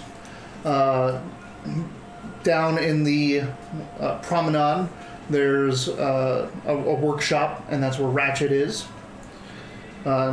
Panther, of course, doesn't live anywhere, or you don't know where she lives. Yeah. She just runs to and fro. But really, you don't... the arcology is not the place to do business. It's just too stuffy and people packed in here too tight. You like to get outside. You like to get into the markets. Well, so too. Plus, in the arcology, I feel like my business would become everybody's business really quick. Right? Yeah. If I'm trying to make a buck and you hear about it, you're going to go out against me a little bit. I'm pretty serious when it comes to work. I don't know if you heard that or not. Serious. Your word is your bond. Which is, it's a quote from Hook. I mean, well, it's a quote. I don't really, but it's just history. It's just fun, yeah.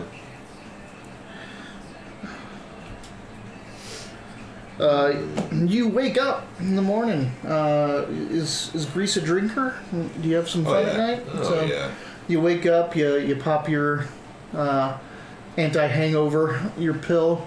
You check your messages on or your agent pops up, starts giving you your messages. Same old shit. You got work lined up. You got your normal things, your maintenance. My maintenance, like my cyber stuff? No, just I have to go and I have to do the rounds. I have to shake this person's hand, move this parcel over here. Just the normal day-to-day fixer business that you got. You got your hustle going. You have things to do every day. But there is an odd one. You have a invitation from someone you do not know Jesus Christ. to Club Escape for a private concert, or not a private, but a blind concert. They're not going to tell you. They're not going to say who's there. Yeah. By the way, the first time I ever heard the word arcology was from Sin City 2000. Reticulating splines. That's the only thing of interest. It's anonymous, but it was direct send, so it didn't, the fixer's it had your number in particular, not one of your, it wasn't just looking for you. Right. And I'm in good condition right now. I'm not beat up from anything else before, I think, so I'm ready to go. Yeah, then I guess I'll kiss my picture of Adrian and head down there. All right, and that's coming out tonight, so you have the day to do your business, but you can also start asking around if anyone knows about this. That's a good point. All right, so fucking Ratchet. Let's go talk to Ratchet. All right, he's down there working on a hog. It looks like a Nomad vehicle. Do I recognize the vehicle? You've seen it here before, but it's not one of your clients. It's kind of one that Ratchet, he's a dick. Maybe so, he does it. Yeah, he has his own stuff. It's his own thing, and he deals with a lot of nomads. It's kind of how you met Panther. So he has his clientele, and he kind of keeps them from you. Gotcha. Makes sense. You bring him work, but he doesn't share his work with you. That's fine. I'll kick the strut out from underneath the motor. I'm just kidding. Just get rid of this and be real quick. Scratch that one off the list. Oh, you mean the hog falls off? I just went knocked the bike down to make his work harder. You're like, kill him. Kill him. That would have been a great side effect. Where I'm just like, okay, Jesus, come on. Get hold of these. I walked him around.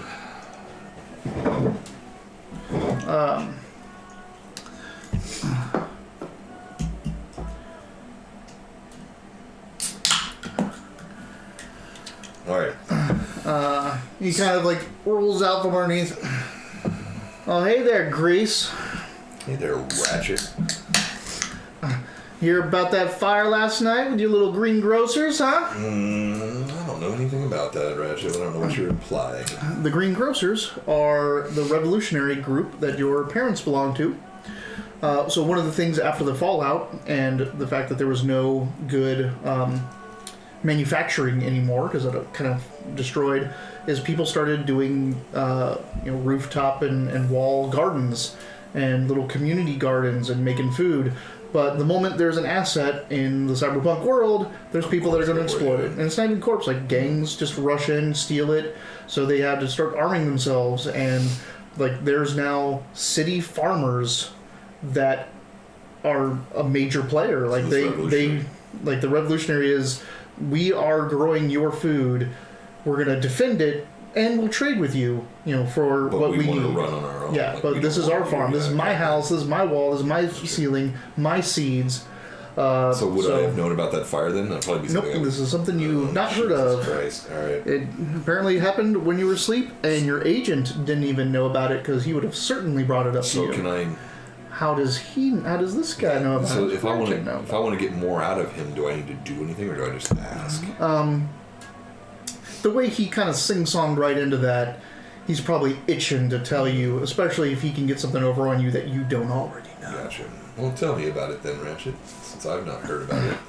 Oh, yeah. Or no, wait, because this guy's a dick. I'd probably say, tell me what you know about it. So I don't say that I don't know. I'm just like, tell me what you know about it. Whole park garden, where the hell you guys call them, burned down last night. Some poser gang walked in there, looking all synth and shiny. Didn't even take anything. Just burned the plants right on the vine. What do you think of that? I think I've got some work for you. Oh yeah, what you got? We're gonna go up and see what's going on with this poser gang. I got work to do myself. You get Panther do that shit. Alright. Can I get a hold of Panther? Yep. Because this would be the first thing I'd be like, no. Oh, sorry. Pablo is outside your door, so he's tagging along with you already. Pablo's the street kid. Damn. Yep. Alright. So he was just sitting outside your door, like, oh, hey, boss. Like, so let's go. Is Pablo... If I taught Pablo how to shoot... Mm-hmm. I mean, no one... Everyone is strapped in the cyberpunk world. That's true. Even the kids in the school uniforms going to school, they got weapons on them. They got something. All right. How big is a gang usually in this kind of setting? No way to tell. It's no way to tell. And he didn't give it a name. He said it was some sort of poser gang. So poser gangs have a theme. We're getting Akira with it. Right, yeah. like, so the theme is like the clowns, right? Yeah, That's a poser gang. They all dress like clowns. Yeah. It's not just having the colors or something. It is a theme. And he's just saying something about them being chrome. Gotcha. He did say chrome. That's right. All right. So I'm going to kind of try to get a hold of Panther while I also try to get some information in the surroundings about chrome members. About a poser gang that's all chromed out. All chromed out. All right. I know that was two things. I don't know if I can just say, hey, I'm absolutely. Well, you can just say, agent, hey, get a hold of Panther for me. Call agent, and then tell Panther that I need her here. Yep. Let's do a. What am I rolling normally? Yeah, right. It's a D10. So now we're going to get into the system. We're going to make a roll, and let's start with a local expert. Hey. Okay. So local expert, it's based off intelligence, and your intelligence is a 7. Your local expert is +4, so that's an 11. So it's a D10 plus 11. Plus 11? Mm-hmm. Holy cow. This is going to be some big rolls. That would be a 21. Why can't I roll like this when we're playing Dungeons and Dragons? Did you roll a 10? Yeah. We're playing campaign of like 2, 4, 7. It's like, hey, we're going to play a one-off. 10, 10, 10, 6, 10. So, yeah, let's get to it. Difficulty value. So, challenged. If you're challenged, difficulty is 10. If it's an everyday thing, difficulty is 14. Rating competent. The feat takes actual training, and the user can be considered to be a professional, skilled in their abilities.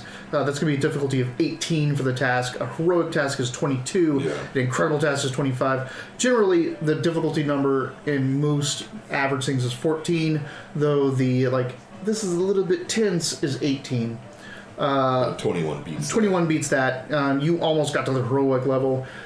You have never heard of this type of a gang before. But has anybody else heard about it? Was the idea. Right. I'm just going off your local expert first to see if you knew anything. Yeah. So you know that is not a poser gang you not know from of. Here. It's not right? from our arc. What's the name of our ecology?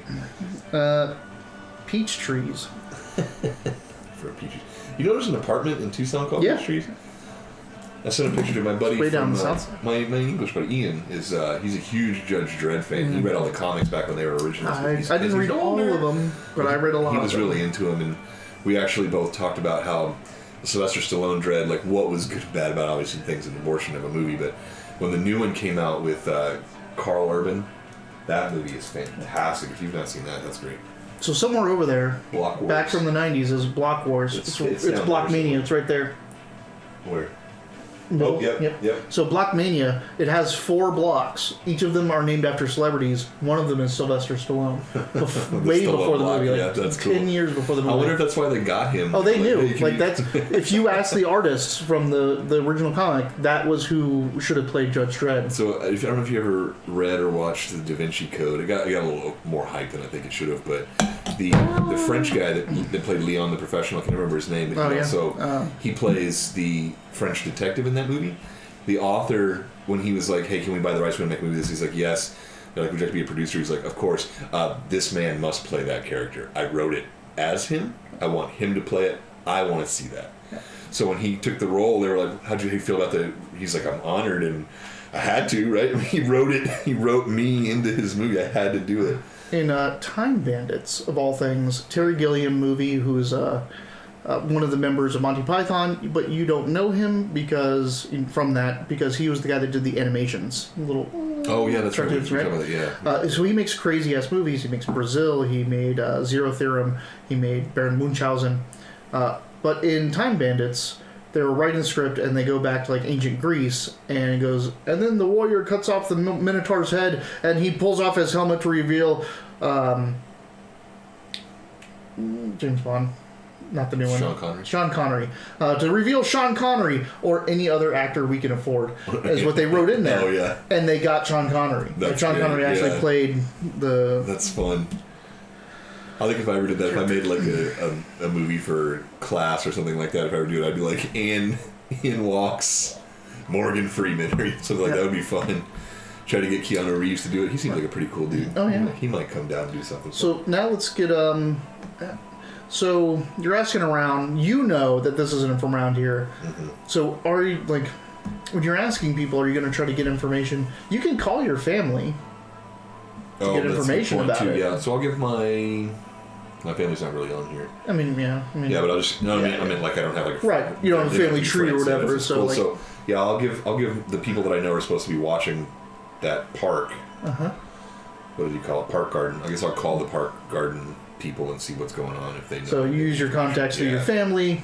So you bring it up and they're like, so you call up someone in your family's revolutionary group, the Green Grocers.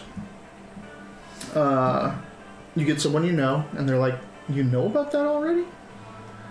Like, I mean, that's what I do for a living. Good for you. I mean, we really like kept that under the covers. We tried to not hit the scream sheets. The scream sheets usually hear last anyways. Well, yeah. looked like a professional hit. A couple solos just came in and burned up the place. How many? 2, you said? 2, yeah. 2. And solo being like pro soldiers, not gangs. Like, that's not good. Can they give me any more information? We know like what they look like besides just being chrome. He sends you a picture. He sends you security camera feeds. Because this is all we got. It's not great. It's pretty much, grainy ass security feeds of these guys coming in and setting the place on fire. There's a couple still pictures from it, but they are like, both of them have full cybered arms. They had guns, pretty large caliber guns in holsters. They both looked uniform, like almost like issued, like they, they had face or camera defeating masks on, so they had some type of glasses, and it blurs their faces out. Gotcha. Bling. Body armor, knives. I mean, like, you're looking at these guys, like 2 of them pro. They look like they're a team. You could see some tats. You can try to grainily get some images, but you're not getting specifics. Just feel for them. Does the arcology have a security department I might be able to tap for information? Like, have you seen these guys walk in? Well, this wasn't at the arcology. This was somewhere like out in the open air. A park I thought garden. It was like I thought it was up top. Yeah. I thought this was Not in where we are. This is somewhere else. Like, this is your family. Gotcha. You didn't separate from So nobody your here's family. really going to know about it. Okay. But this is, Ratchet comes in and tells you that this gang hits a place. It hasn't hit anything. It's been hushed. But now you talk to the real people. It's like, no, this is a pro hit. Someone targeted us, and they sent professional solos. I think it's time to go back and beat down Ratchet a little bit. Or, just try to be careful about everything. Or ask around about Ratchet. Who knows? That might be the next move. Well, I don't want to get too much into that. I got this party to go to tonight. Yeah, let's send Pablo out to go kind of ask around about maybe where Ratchet got his information, so that'll free me up.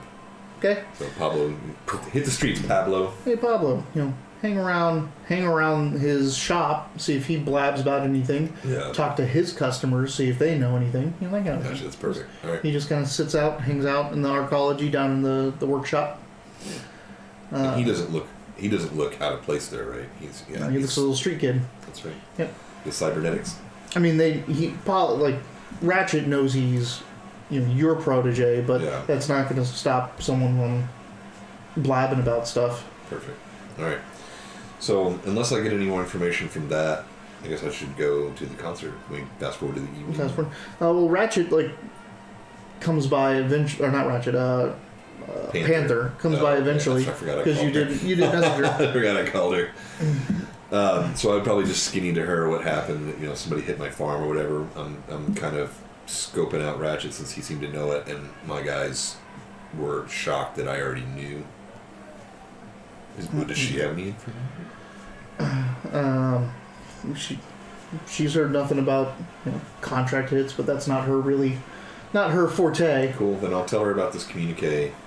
And about the concert? Yeah. She's like, because that's kind of out of place too for these both things to happen. This sounds kind of hiddish as well. Yeah. She's like, very interesting, oh man. I got one of those invites from a friend as well. Didn't come through my agent, but it was word of mouth to me. Very convenient that. At Escape tonight, the blind concert. You need a date? Huh. I mean, I don't have any problems getting a date, but it sounds like we should probably go together. That bitch. All right. That's why I like her. She's serious. All right, let's head down to Escape.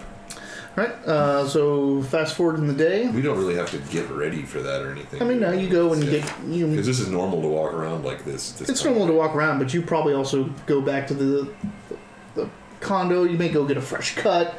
You may go back to the I get a spray tan on my armor. On your armor. You go back to the pad, get some nice outfits on, all that kind of stuff. So you can head out with her. She drives up on her motorcycle. Oh, do I have to ride on the back? Let's do it. That's she's not letting you drive it, so you can either get there yourself or. I've only ridden on the back of 2 motorcycles, and both of them was the dude driving. This is my dad when I was very young. Hey, watch the hands. She drives off to Club Escape. So she pulls up to the front and says, "Hey, get us in. I'm gonna go find a secure place to stash her." Wouldn't this have some sort of like lockdown and stuff like that to keep it safe? Wouldn't it need the some sort club? of no, the bike. Wouldn't it need some sort of like Batman? It does have some security, but there's also like jackers that can get around. Well, there's jackers, but there's places that you can securely like lock up vehicles, or they go into things. So she's gonna go find a secure park that's gonna take her vehicle away from the ground level. So I guess I'll approach the door. Is there like a line, or is this? Yes, absolutely. There's a line. I'm gonna try to skip it first because I got an invite. You start walking up. There's two, one guy with like no neck, completely synth muscled out, big dude.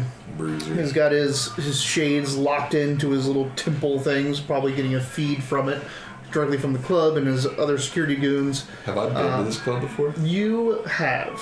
Do I know this guy? Make a cool check. Yeah, cool. So a cool check. You can actually there's confrontations with cool. Mm-hmm. You can try to talk, you can literally have standoffs with people and use your rep against someone. But we're going to use it just to see if someone knows you. This is the club music kicked in right at the right time. Did you choose this one? This is the Cyberpunk. I saw that, but did you pick? Did you no. click next? I got to that. Okay. I did not.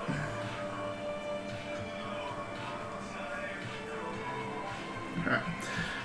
The Jumpstart kit is great. Its formatting and order is not always where you would think things are. We're going to teach you how the game, and now we're going to go into net running before we go into combat. Net running is such a niche, it's only for one character role, and combat's for everyone. They should put combat first. Here we go. So, you have a rep score. I'm not telling you what that is. Okay. So you're rolling cool, plus your reputation, plus a d10. 14 plus whatever. So you walk up, he goes, Grease, my man. Alright, this guy. Hey. Kind of reaches his hand out. Do some backhands. Yeah, do some backs, and kind of leans in. Hey man, I need to talk to you later about a little something. So hit me up. Right. And passes his number to you. Sweet. And then I show him my invite. I don't have to do that, do I? I mean, he's already let you in, so. Okay, cool. That's what I meant. Alright. I'll tell him that Panther's following, so she's with me. And he opens the rope. The crowd, the people in line, Yeah. And you walk into Club Escape. Right now, there's some weird synth pop going on. So, Club Escape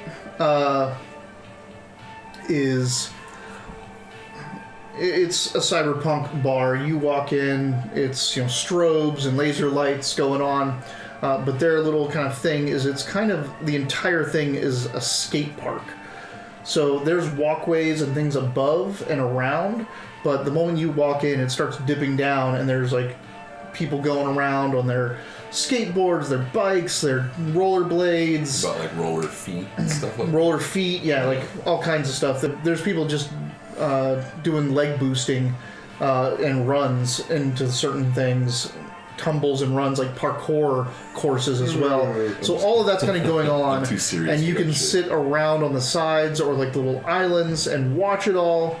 That's the dancing, or you can just go above it and be on the club level, which is just getting the drinks and hanging out at the tables and things like that. Drink first, because if this is going to get loosey goosey, I better have a steady trigger finger. Okay, so you're heading up. You go up to the first. Well, you're smarter than that. You don't hit the first bar because everyone's at the first bar. Yeah. You weave your way through into the little back bar that's nice and quiet. Only a couple people there. You walk up and guys behind the counter. Slick looking dude. He's got some dreads. They're multicolored, all coming down the side. This side of his head, he's got the, I think they're called Frankensteins. So his data jack plug is right on the back of his neck there, where most people have them in their wrists. He's tapped into something, so he's like walking around the bar with the cord coming out of the back of his skull. Probably feeding him orders. You know, orders, all kinds of stuff, right? That's how that would work as a bartender. He looks it's up. Like right here all the time. It's like, I know. He kind of like looks around, kind of looks over at you. There's people waiting. There's people, trying to get his attention. He just kind of scans the crowd, and you walk up all cool, collected, and he's like, "Oh, May, what you got?" I'll tell him I'll get an orange brick, which is one of my favorite synthehols. Alright, so comes it up, pours it out, little plastic cup, of course, because metal is that. Because metal is what? Like glass and glass, no metal, no, like it's all plastic. It's smart anyway, like downtown, because you don't want to get into fights with people throwing glasses around and stuff. And you put your card down or your agent down on the counter, money passes hands, and shot comes over to you. And he keeps going. Hey, on the rocks. Just get to it. When I say shot, it is just a shot's worth, but however you wanted it. So today has been a little weird because Ratchet knew something about my family. I got this weird communique that's inviting me to something to surprise. And somebody else I know got the same thing. So if I look around, do I see like a larger group of people that I know that would normally be here? Like I look around and I'm like, oh shit, I know. Make a perception. Perception. Regular perception, not human perception. So intelligence +3 plus D10. Intelligence is 7 plus 3, 10, so 15. 15. Okay, so 15, again, the average difficulty is a 14. 18 is the next one up, and then 22 would be the really hard. Do a passive. You're trying to you're just trying to so you get information in tiers. It's going to try to barter with the GM. It's a passive. No, but there's something we haven't gone into, and it's something that you are the best at. Luck. We haven't gone into what luck does for you. Now, to figure out, is it in the combat section or is it in the rules section? I like this song. I'm like, damn. The Cyberpunk 2077 playlist on Spotify is badass because it runs the spectrum. It has some punk music. Well, I was gonna say, it's got Johnny Silverhand type stuff. It's got Grimes. Yeah. Then it's got some great techno. When we were still talking in the arcology, there was something that was kind of sing-songy in the back. It was kind of, like a love ballad sort of thing. I liked it.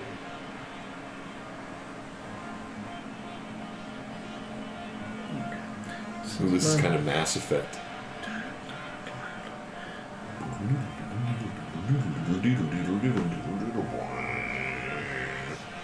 Okay.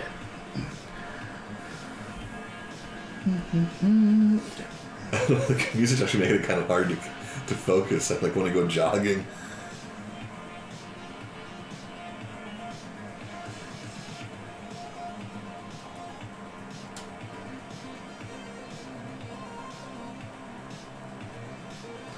Okay. Oh, go ahead. Yeah, Yes. no, go ahead. Okay, so luck. There's things about out of luck and all the stuff when you don't have a skill and all that, but I'm going to go off of what it does. So luck is a pool of points. It refreshes every session. You rarely roll luck on its own. You use it to boost other rolls. So you can spend your luck points at a +1 to the roll per, but you won't have it again for the rest of the session. So well, then I'm not going to use it. You rolled for a this. what? I rolled a 15. So it technically beats 14 is the standard. Yeah. If you gave +3 to it, you would hit the next level. But if this is a normal Wiley versus Mitch, eventually I'm going to be coming into combat. What? And I mean, yeah, you got to, right? Yeah, so I'm going to hold on to my luck for now. Where are my luck points? Oh, right here. Just, you have to just 10 points. You have 10 points. We can do. I'm sorry. You're saying that's like this is a pool. Is a single well for a session. Right. Yeah, gotcha. Okay. All So right. your luck stat is something you don't necessarily roll. It's a pool of points you have that you can use to modify other rolls. Gotcha. All right. So did I notice more people here than normal? Yes. People that I know, like this is a weird gathering of my own. There's a lot of people here that you know, but you know them through Cinder. They're Cinder's friends. God damn it. Would this be an abnormal amount of them to be here on a single night? Yes. Okay. Do I have their contact information on my... Some of them. You know, I mean, they were mutual friends at some point. Alright, so I'd probably send kind of a pretty straightforward... I'm serious. I'm going to go ahead and do this pretty straightforward message. Be like, look around. There seems to be quite a few specific people here. Did you get them?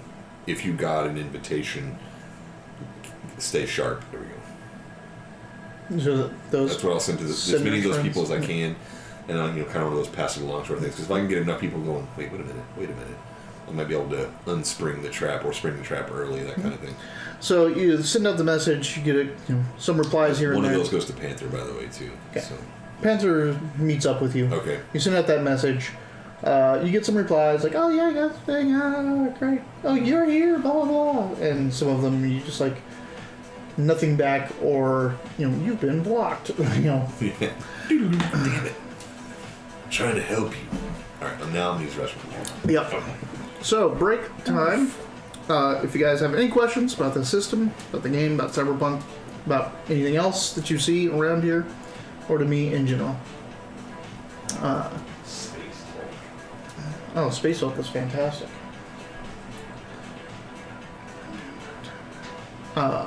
Use this time now.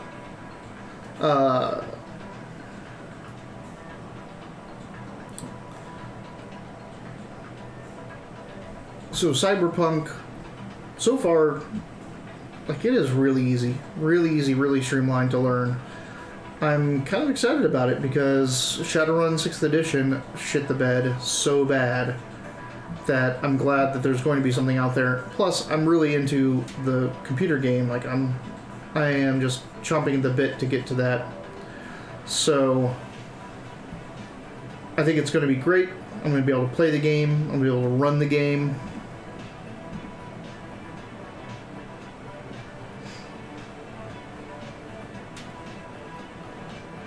Let's look up stats.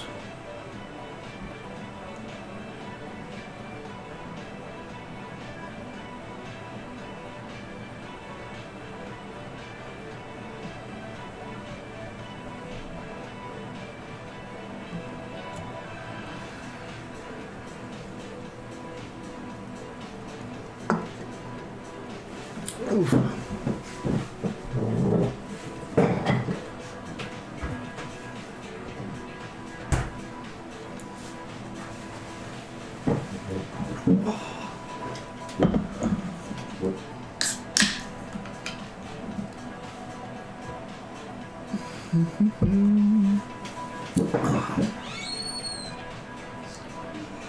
Squeak!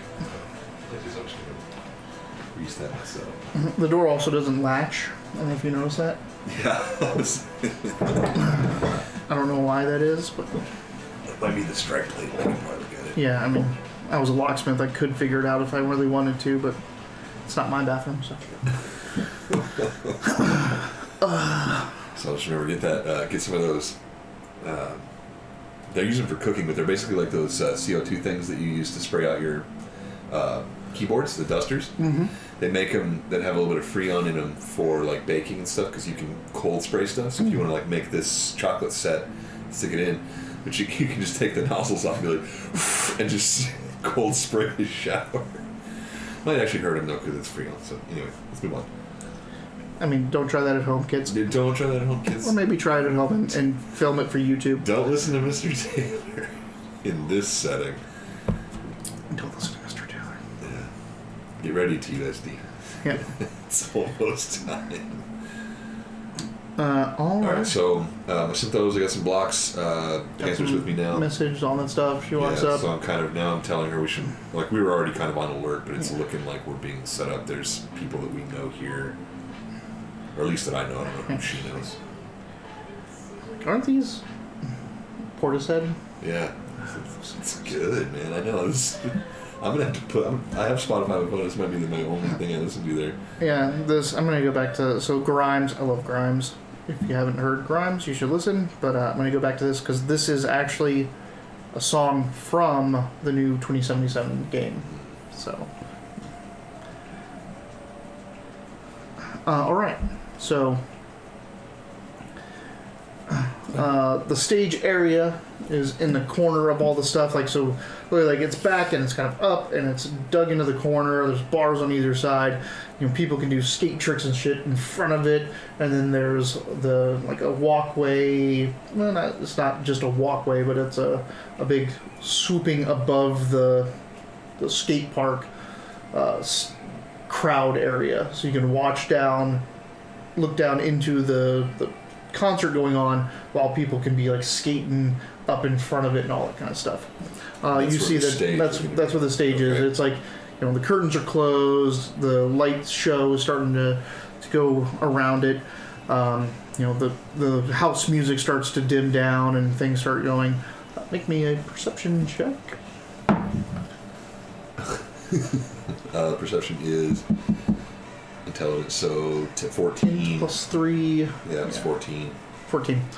So now that you're, like, drawn to look over there, you're scanning and you see that there's normal, like, club security there. Just, you know, big bruisers, just like the guy outside, all standing kind of like in front of, like, the little, you know, stage area down in, like, beneath pit, so they're not in the way. But over at the side, the entrance to the, like, backstage area, there's 2 guys, chromed arms, guns on their side, just sitting there, arms crossed. I'll skinny that info to Panther, and then I suggest that we move away from the opening of the stage act, like when they pull the curtains back and get started. We want to fall back, maybe separate, so there's one on each side, so we're kind of at a better angle in case we got things go down. So you go around to each side. So, like, there's a countdown, you know, big number over the curtain. And everyone's, like, you know, going nuts about this blind concert. And it opens up to reveal Cinder and her group as the live concert. But not only that, a special guest, which is some more prominent than her dude, rocker boy, that they're out on stage singing together, kind of all over each other. Keep hearing that, like, light clicking sound. Yeah, it's the. I mean, this is an old house, but it's the heater because I turned the heater. It just up. keeps distracting me. I keep being like, what is that? Anyway, sorry. So it's her, but nothing seems to be out of the ordinary now, does it? Nope. I mean, besides that, she's with this other dude. Yeah, don't worry all about of it. each other. Really, I want to keep an eye on these chrome arm guys because Right. I don't want to blow this place up shooting at them and stuff right here. But I definitely need to make sure if they move or leave. Yeah, the moment the show starts, they kind of, like, look at each other, turn around, and walk back into backstage area. Oof. How obvious would it be if I tried to walk back there? I mean, Do I know the guys that well? yeah, maybe you can Also, grease the I wheels. can grab them. I have that skill. Yeah, you want to go up there and see if you can get backstage? Yeah, I'll try first. Can I try first, and if it doesn't work, then try the bribery part, or can I make multiple rolls for the same? Sure, attack? I'll let it for this one. All right. So you're going to go up and try to do a persuasion, which is, I mean, pretty much the same. Would be 11 plus 21. Again. Okay, so you go down there, you head up to the backstage area. Do you tell Panther, or just have her to wait out here, or? You know what? I'd probably have her keep watching my back, so staying out here might make more sense. Okay. So if we have to bust out, or if I need help, I've got some surprise, or I've got some backup kind of thing. So she's like, "Yep, I got your back. Like, I'm gonna call up the bike just to be sure that we can get out of here if you need it." So she can call her bike and it comes and waits for her. Yes. Sweet. So you don't even have to drive it. You can sit on it like this. Just ride it. In the game, when you're in combat, you can turn your car into auto mode so you can lean out and fight. Thank God. every time I see that scene where they're like shooting and driving, I'm like, I'm really bad at that. Like, I'm ready for it to be some. It is. There's some of my. Go to auto drive. I'll say some of my least favorite parts of games are when I have to like Lucky and Wild, where I'm like driving and shooting, and I'm like, this is ridiculous. So yeah, you walk up there. The guy's like, "Oh hey man, what's going on?" Like, you know the guy. You have a secret handshake. You're like, "Oh hey, remember that thing I did for you?" We nicknamed him Bongo because we were at a party one night and I played his head and everybody thought it was hilarious and the nickname stuck. It's like, oh yeah, like you got the invite, right? Head on back. Quite the party back there. Uh-oh. So I'm going to try to follow these chrome arm guys. So Part of me thinks it might be the dude that's singing with Cinder, but we'll find out. So you head back there.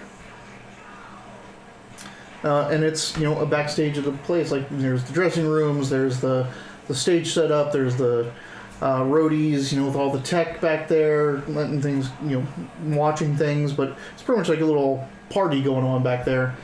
All the hangers-on and the groupies for her and him, all just hanging out, partying, watching the show from the side or in the back, doing drugs and partying it up.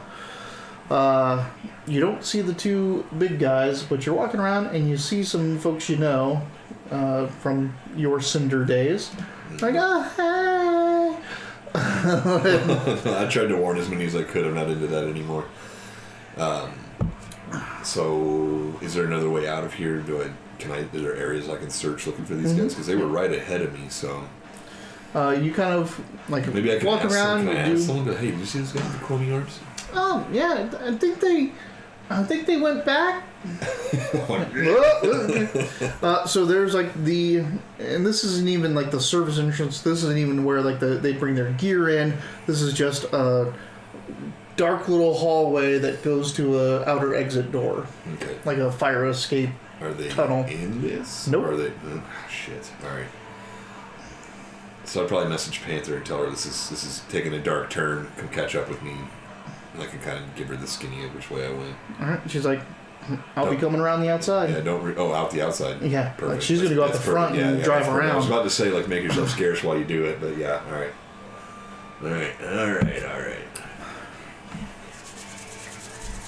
Investigations all around.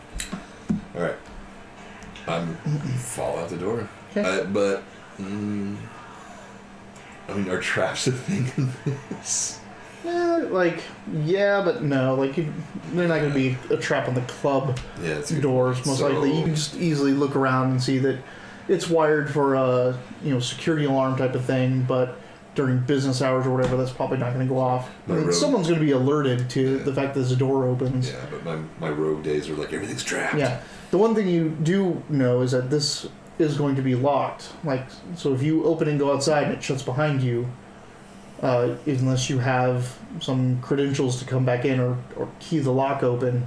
That's what I was thinking. Is there something I can do? Like, can I put a little jam in the door just in case? Sure. Right. Okay, you just like... So I'm going to... You take off your belt, tie it around and strap the bar down. Gotcha. And I'm going to kind of go out sweetly. Like, I don't know this door kicking stuff. Like, I don't know if you have a stealth evasion. Would that be considered stealth? Maybe. Let's find out. We're learning skills. We're learning skills.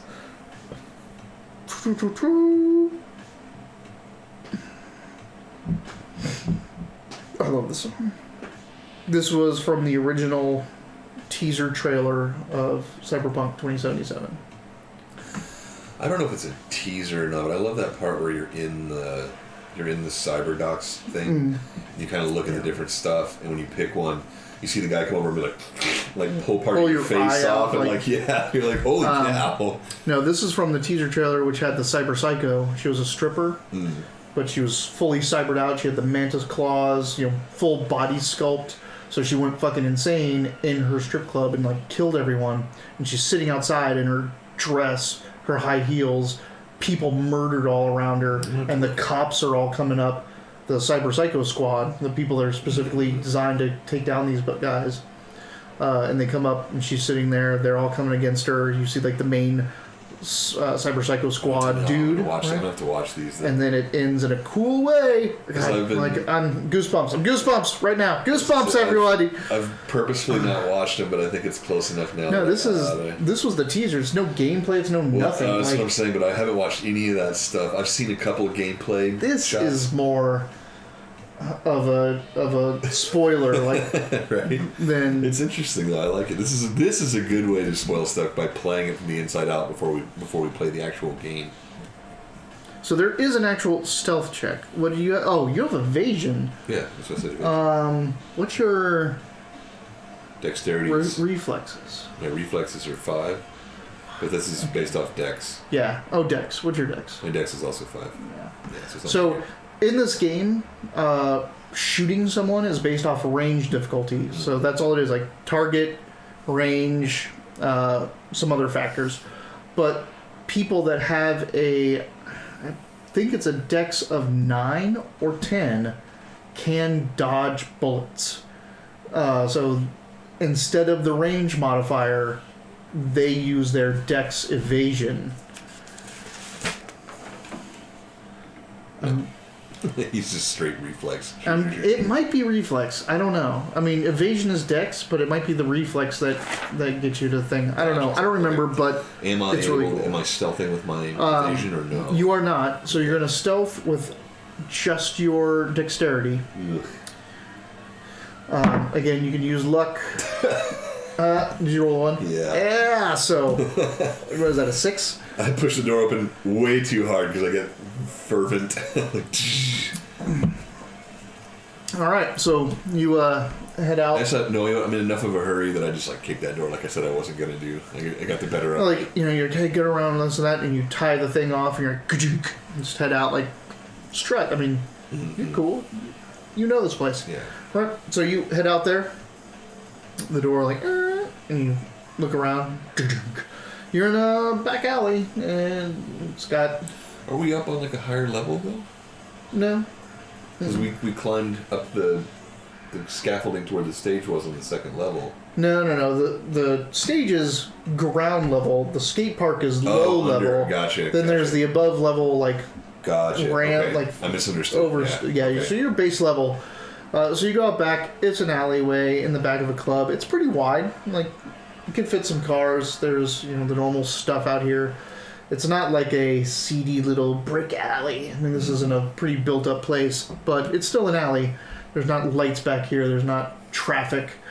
But yeah, the two guys are just sitting. One of them sitting against a wall. The other one's just kind of standing in the middle over here, middle of the alley, and they both look up at you. I'm probably engaged in some silly banter at first, hey, you got a cigarette? Yeah, we'll smoke you.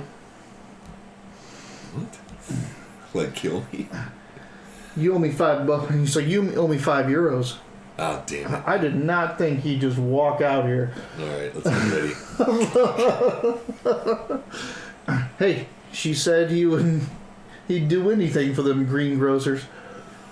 Ooh. Who's she? I'd probably say that out loud. Who's she? They kind of both look at each other. Shit, okay, yeah, I owe you 10. I know who it is. Damn it. Alright. Well, now I've got all the information I needed. So what are you going to do with that? I'm fucking pissed at these guys. We're fighting to keep this food safe, and they just burned an entire garden down, so... And they're probably here to use you as leverage against the greengrocers, knowing your ties to them. Yep, so let's get They burned it down to prove a point. Yep. Got you out. They abduct you. They can hold your family ransom. Maybe. Well, let's heavy pistol it. Good. Alright, so we're going into initiative. Initiative. There's initiative. Of course. Roll initiative. Initiative everything's a 10, right? everything's a D10 and a skill and actually in this case it's just a stat. It is... Come Sorry, on, net running. Net running. Combat. Thursday night throwdown. Oh, well, our viewers at. All them viewers at. That's alright. Actually, with this sort of thing, I think it's probably better to watch it on YouTube. So you can kind of fast forward to parts you want to hear and see and things like that. You can see us do a character, or if you've already done that, you want to see how combat works.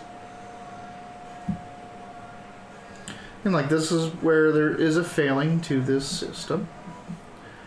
So there's the combat section, which has all the combat rules and all that stuff, and there's the running the game, net running, combat. The initiative system isn't in combat. What? Right? It's in like the running the game section, which should just be for actions and things like that. Getting it done. Initiative, reflexes plus a d10. 6. Total? Yeah, with my +5. I rolled another 1 again. 2 1s in a row. I rolled so many 10s with the good stuff at the beginning. You know what? No, now I'll take my luck. Hold on. I mean, luck isn't a reroll. Oh, that's right. That's right. It's not. This is initiative. Why are you rolling a d6? Oh, great. So, I mean, they're solos. Yeah. So, his reflex is at 10. Their reflex is at 10. So, they rolled a 1, so they got a 11. Is it 2 of the identical stats, or is it? Yeah. Are they fighting as a single unit? No, well, I mean, yes. Identical stats and they're fighting as a unit. Well, I mean, like, are you rolling a single roll for both of their Correct. attacks? Okay, so it is a unit with 6. So they got an 11. Yeah, that beats me. I got a 6. 6. Yeah. So you could spend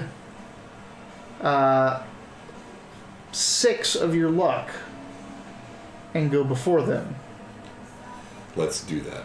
Okay, so that you only have 4 luck left of this game. All right. So this luck was a number. 10. 10. Now I have 4 left. Yeah, because you spend 6, so now you're a 12. Yes. And that's before them. All right, so I'm gonna continue heavy pistol, the closest So- one to me. Pull out your heavy pistol and you're going to shoot him. And aiming for the head causes a Negative 6. 6. Ugh. So let me get you your difficulty. This is pretty close range with a pistol. So your pistol, you're 0 to 12 meters, easy. You need to hit a 15.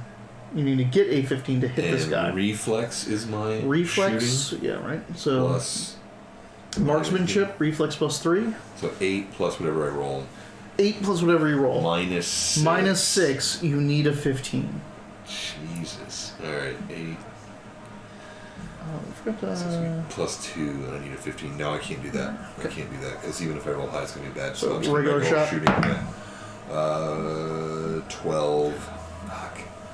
You can spend Let's add those 4 to make it a 16. 3. 3 to make it a 15. Alright. Made a 15. You only have 1 luck left. That's fine. I'll use it. Watch. It'll Right. it'll come out. It'll pay So off you hit again. the. Are you shooting the guy that's leaning against the wall? Or the guy that's standing. Let's do the.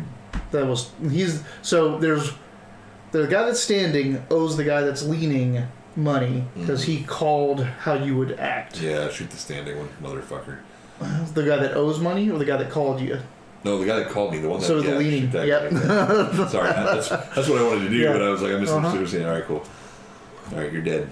All right. So your gun, heavy pistol, does 3d6 damage. It does more than your SMIG, but your SMIG does 3-round burst. 6, 7, 11. 11. Okay. So we look over here. His body armor is a 15, so you do no damage to him. Or just into his body armor. Punch him in the chest, and he just like He doesn't even react. Yeah. He's just like, God damn it. I'll probably use my free action to be like Panther. he pulls out his rippers Great. and just like, come on, comes up and just does a slash down on you. Does my brawl have anything to do with getting attacked? No. Okay. Actually, maybe. We'll see. So, here's how an attack roll goes. Attacker's dex plus melee skill or weapon skill against your evasion skill. So this is where your evasion comes in. Gotcha. So defender's dex plus evasion is what you are going to roll against his. So this is a contested roll. Gotcha. This isn't like Dungeons and Dragons. This isn't like Savage Worlds. This is not a passive. We're both active participants in this combat. Gotcha. This is interesting. So you're going to roll your Dex plus my dex evasion plus your evasion my D10. plus a d10. Right. And that's what he has to beat. My God. Ones. Where's ones. the dice prison? I gotta bring a dice prison. Yeah, you have to buy a dice prison. Alright, so you get a 1, which gives you a 11. So in this game, it's not meet, it is beat. So he has to get a 12 or higher. Gotcha. But he has his got... His reflex is already a 10. His dex plus brawling, so his dex is a 6. His brawling... is up there, so he rolls a 10 automatically. He has 4. to get an 11, or 1 to lose to me. Fuck. That's not a 1. Nope, that's a 6. Right. So he's hitting you for his Ripper's 2d6 damage. Got these. Damn, 9. Oh, 9. Okay, so, hold on. You have a body armor of 11, so he does not get... I just kind of throw my cloak over and hits the side of it. Does the armor wear out? Yes, but it has to damage you. So armor ablates in this game, which means that it loses effectiveness for every round that penetrates it, or every attack that penetrates it. If an attack does damage to the person, then the armor loses 1 point of effectiveness permanently. That's something I thought they got wrong in Mass Effect, because they say all the armor's ablative armor. Yeah, and you have a shield over it. So if you break through the shield, then you hit the ablative armor. But the ablative armor doesn't wear down. What's the point of the shield? You know, it's kind of whatever. Oh, hold on. Melee weapons. So there's 2 things. You get 1 move action, 1 move, and 1 action in your turn. I don't know if you wanted to move. I mean, I'd probably take a step back. Yeah. No, I was on them. You're so on I them, just right? pulled my gun out and fired. So, shooting is an action. Like, that's your whole action. 3-round burst, regular shot, whatever it is, right? Melee, you get 2 attacks per action. So he's coming at you. But there's this other thing. Wait, do I get to evade again? Yeah, hold on. But armor, melee, like, armor is built to stop impact damage. It's meant to bind up things. It is not very effective against bludgeoning trauma or stabbing or piercing. Okay. So you half your armor against melee. And you gave me... So I did 9. This is 11. So 6 7, or 5. Do we do 6 or 5? Half would be 5.5. 5.5, 6. Let's, well... We round up? Round up. 6. Because I was going to say, because my serious wounds go round up, so 6. Yeah. So I take 6 damage. No, don't erase. Oh. Just... That's right. That's your permanent. Let me put that on the side then. So I 25. Yeah, 25. The starting hits 25, and then you track damage. So I took 6 damage. 7, 8, 9. I took 6 damage. 9 damage goes through your 6, so you take 3 damage. Okay. And now he's attacking you again. So you're... Now he did hit me, so does this... That ablates to 10. Oof. Your body. Alright. So now, your defense roll. Come on, that's something other than 1. Thank God. What was that dice? So that's a 20. That was a 6, so a 16. Right? Because he has a brawling of 4. He's got a dex of 6. So that's 10 plus 6 is 16. You get a 20. I got a 20. So he slashes down on you. Like, I do a stupid purple rain dance move. And then you get out of the way of his second attack. It's like... Actually, I've never seen the video for Purple Rain. Does he dance in that? I don't think he does anyway. The other guy goes, and he just pulls out his gun. He's like, come on, man. Don't make this any harder than it has to be. Alright. I'm going to shoot him now. Can I summon? Well, he's the guy you already shot. Sorry. So you shot the guy leading up. He looks down, does nothing. The other guy that was closer to you standing does the blades. Oh, that's right. Yeah, okay. So it wouldn't even... Right. So does that other dude have a turn now? Yeah, that's what his turn was. His turn was pulling out his gun and telling you to, like, come on, like, so, you can't beat us. Fuck him.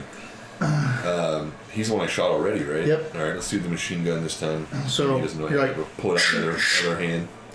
There's rules about putting away weapons. I don't like readying weapons. You train to fucking get your guns out and all that pretty stuff. Freaking out right now. So, yeah, I'm up against 2 guys that I didn't do anything with. Alright, so now we're doing 3-round burst with a smig. So this is how this goes.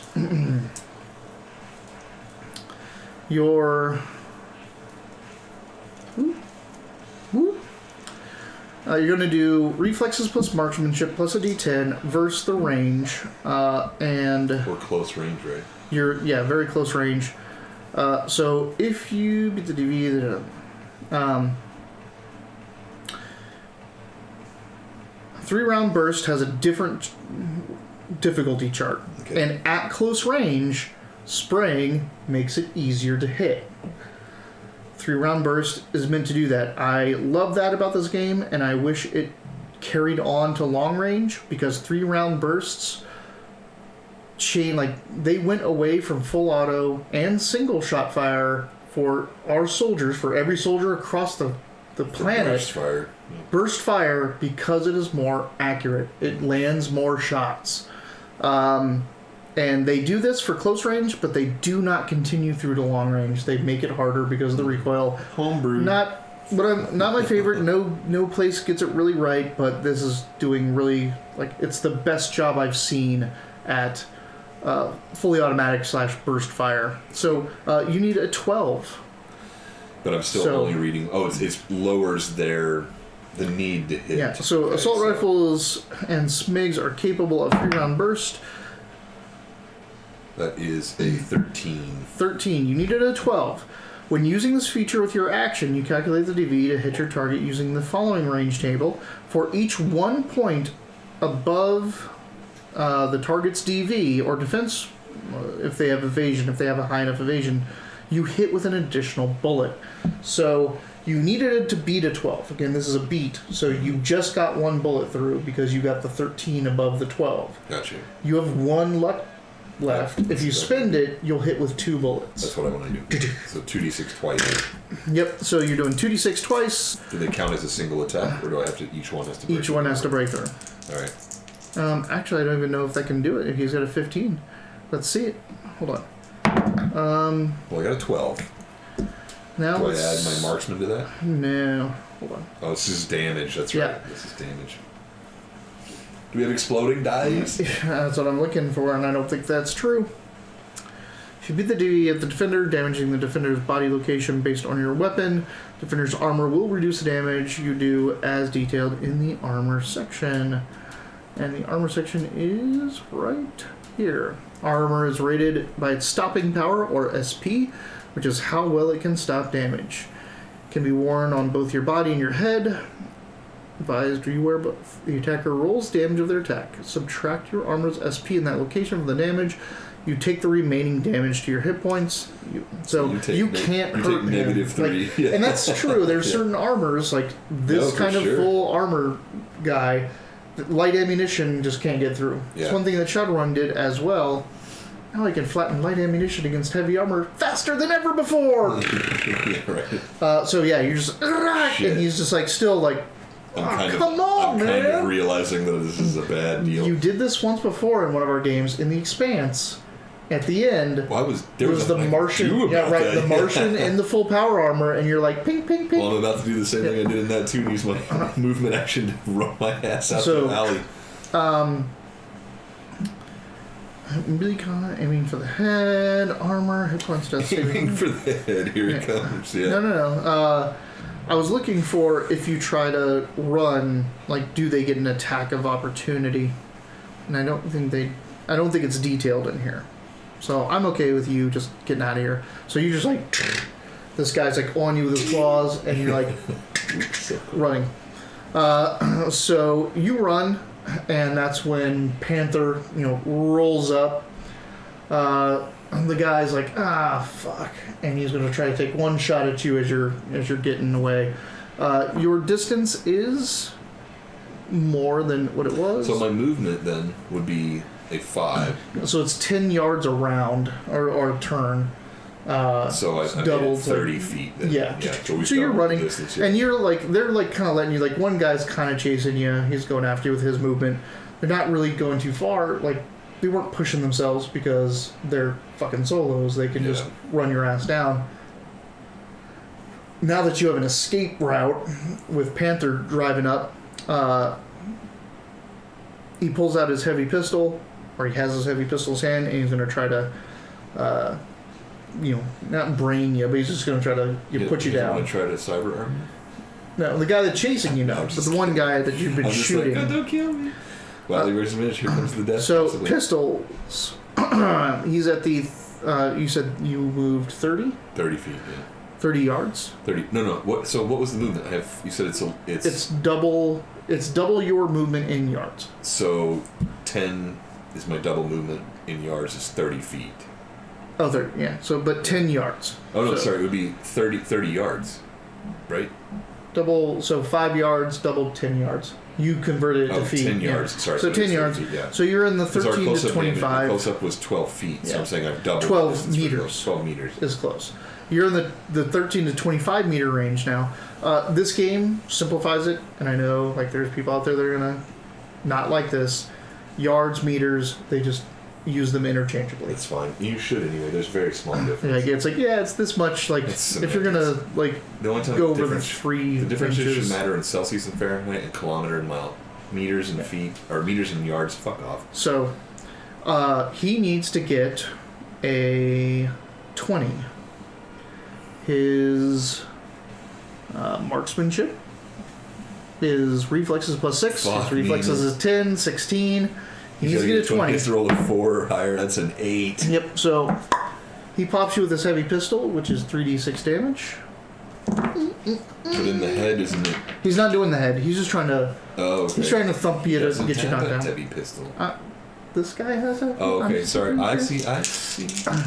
He just had that big gun on the side. Don't argue with the Jeep, I mean, by the way. this is the character. Yeah. I'm not using him. I got you. He's just... That's the stat block. Jesus. 6, 7, 8. That's a shitty roll. Yeah. He doesn't get through your body Head armor, yeah. He's still not hitting your head. That's right. Yeah. I feel it, though. So you're like, "Pooh!" and you run and jump on the back of Panther's bike. Jesus. And you get the fuck out of there, and who knows what the hell that was all about. Did I survive another Wiley versus Mitch? You survived another Wiley versus Mitch. I probably should stood my ground to see how the death goes down, but that's okay. This might be one that we might have to...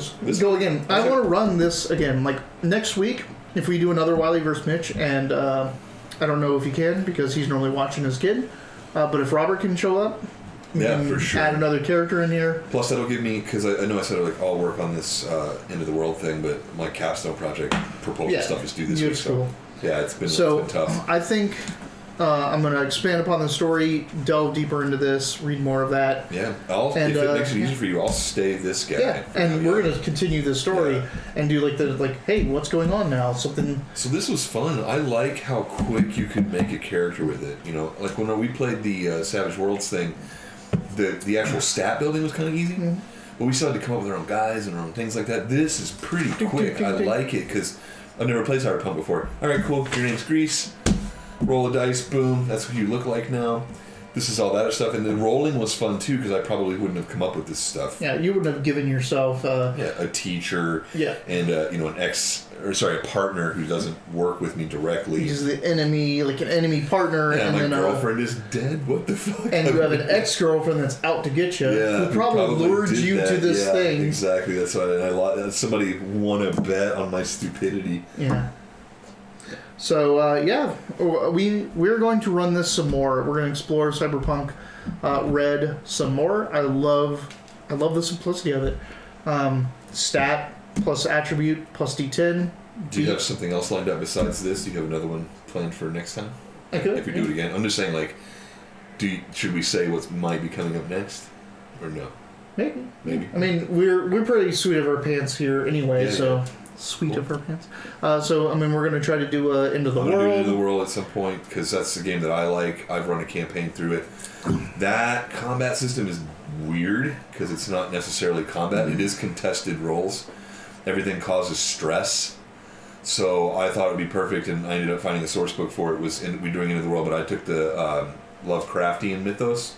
So it's like the elder gods kind of thing, and that lends itself to insanity anyway, because if you've ever read H.P. Lovecraft, all of his stories, someone loses some mental capacity or someone's already fucking crazy. Yeah. It was crazy, so it was perfect for this game. So I got the book for it. I ran one. We had a good time. He gave me a dictionary of all these Lovecraftian enemy, like basically monsters. And so I've read some of the books, and I've got this little compendium, so it's actually kind of fun for me. I would just have to kind of write a story for it a little bit, which is a little more difficult for me as a beginner. Although I have to say, Salt Marsh has made it real. Where I'm like, oh, this is what I need. I need this, this, this, and this. And so that's that. I think the next time I write a campaign, it'll be a lot easier because of that. But there we go. So there'll be one of those coming up, and then there's a whole slew of stuff. We're gonna do this again. We're gonna play some Savage Worlds at one point. Yeah, one day when we have a Wiley vs. Mitch night that we have some time, we can get on at like 7. We're gonna do Eclipse Phase. Perfect. That's a and long one. it's a lot to unpack because it's not like the system. It's a percentile system, which are innately more complex, but that world is not normal. You have to completely change your thinking. Death, getting killed, is not the end of your character. Going insane is the end of your character. Mm-hmm. That's kind of what happens here. You can be beat to death, but you can lose your fucking mind. So, but this is like, it's like Altered Carbon. Like, oh, okay, well, I die. There's I have some of that. backup. I have this. Like, who cares? Like, sleeve fog. They say when you first get your new sleeve, you're like, whoa. What? Or that grandma that purposefully uses the different sleeves. Yeah. She rents a goofy sleeve so she can do something different. I think that in the show she rented an ex-convict. Well, her daughter got her that ex-convict sleeve. But she was excited because it had a high drug tolerance, so she could get wasted. But the altered, like, I need to finish season 1, but season 2 is coming out this year, and they're going to make an RPG out of it. Oh, you know what? I have to finish season 1 too. We both stopped at the same episode. 8. Let's watch that. Let's do that. All right, that's homework. All right. Altered Carbon. So, this has been the Wileyverse, Wiley vs. Mitch, an introduction to a new game, Cyberpunk Red, the Jumpstart kit. I am a big fan. I really like this.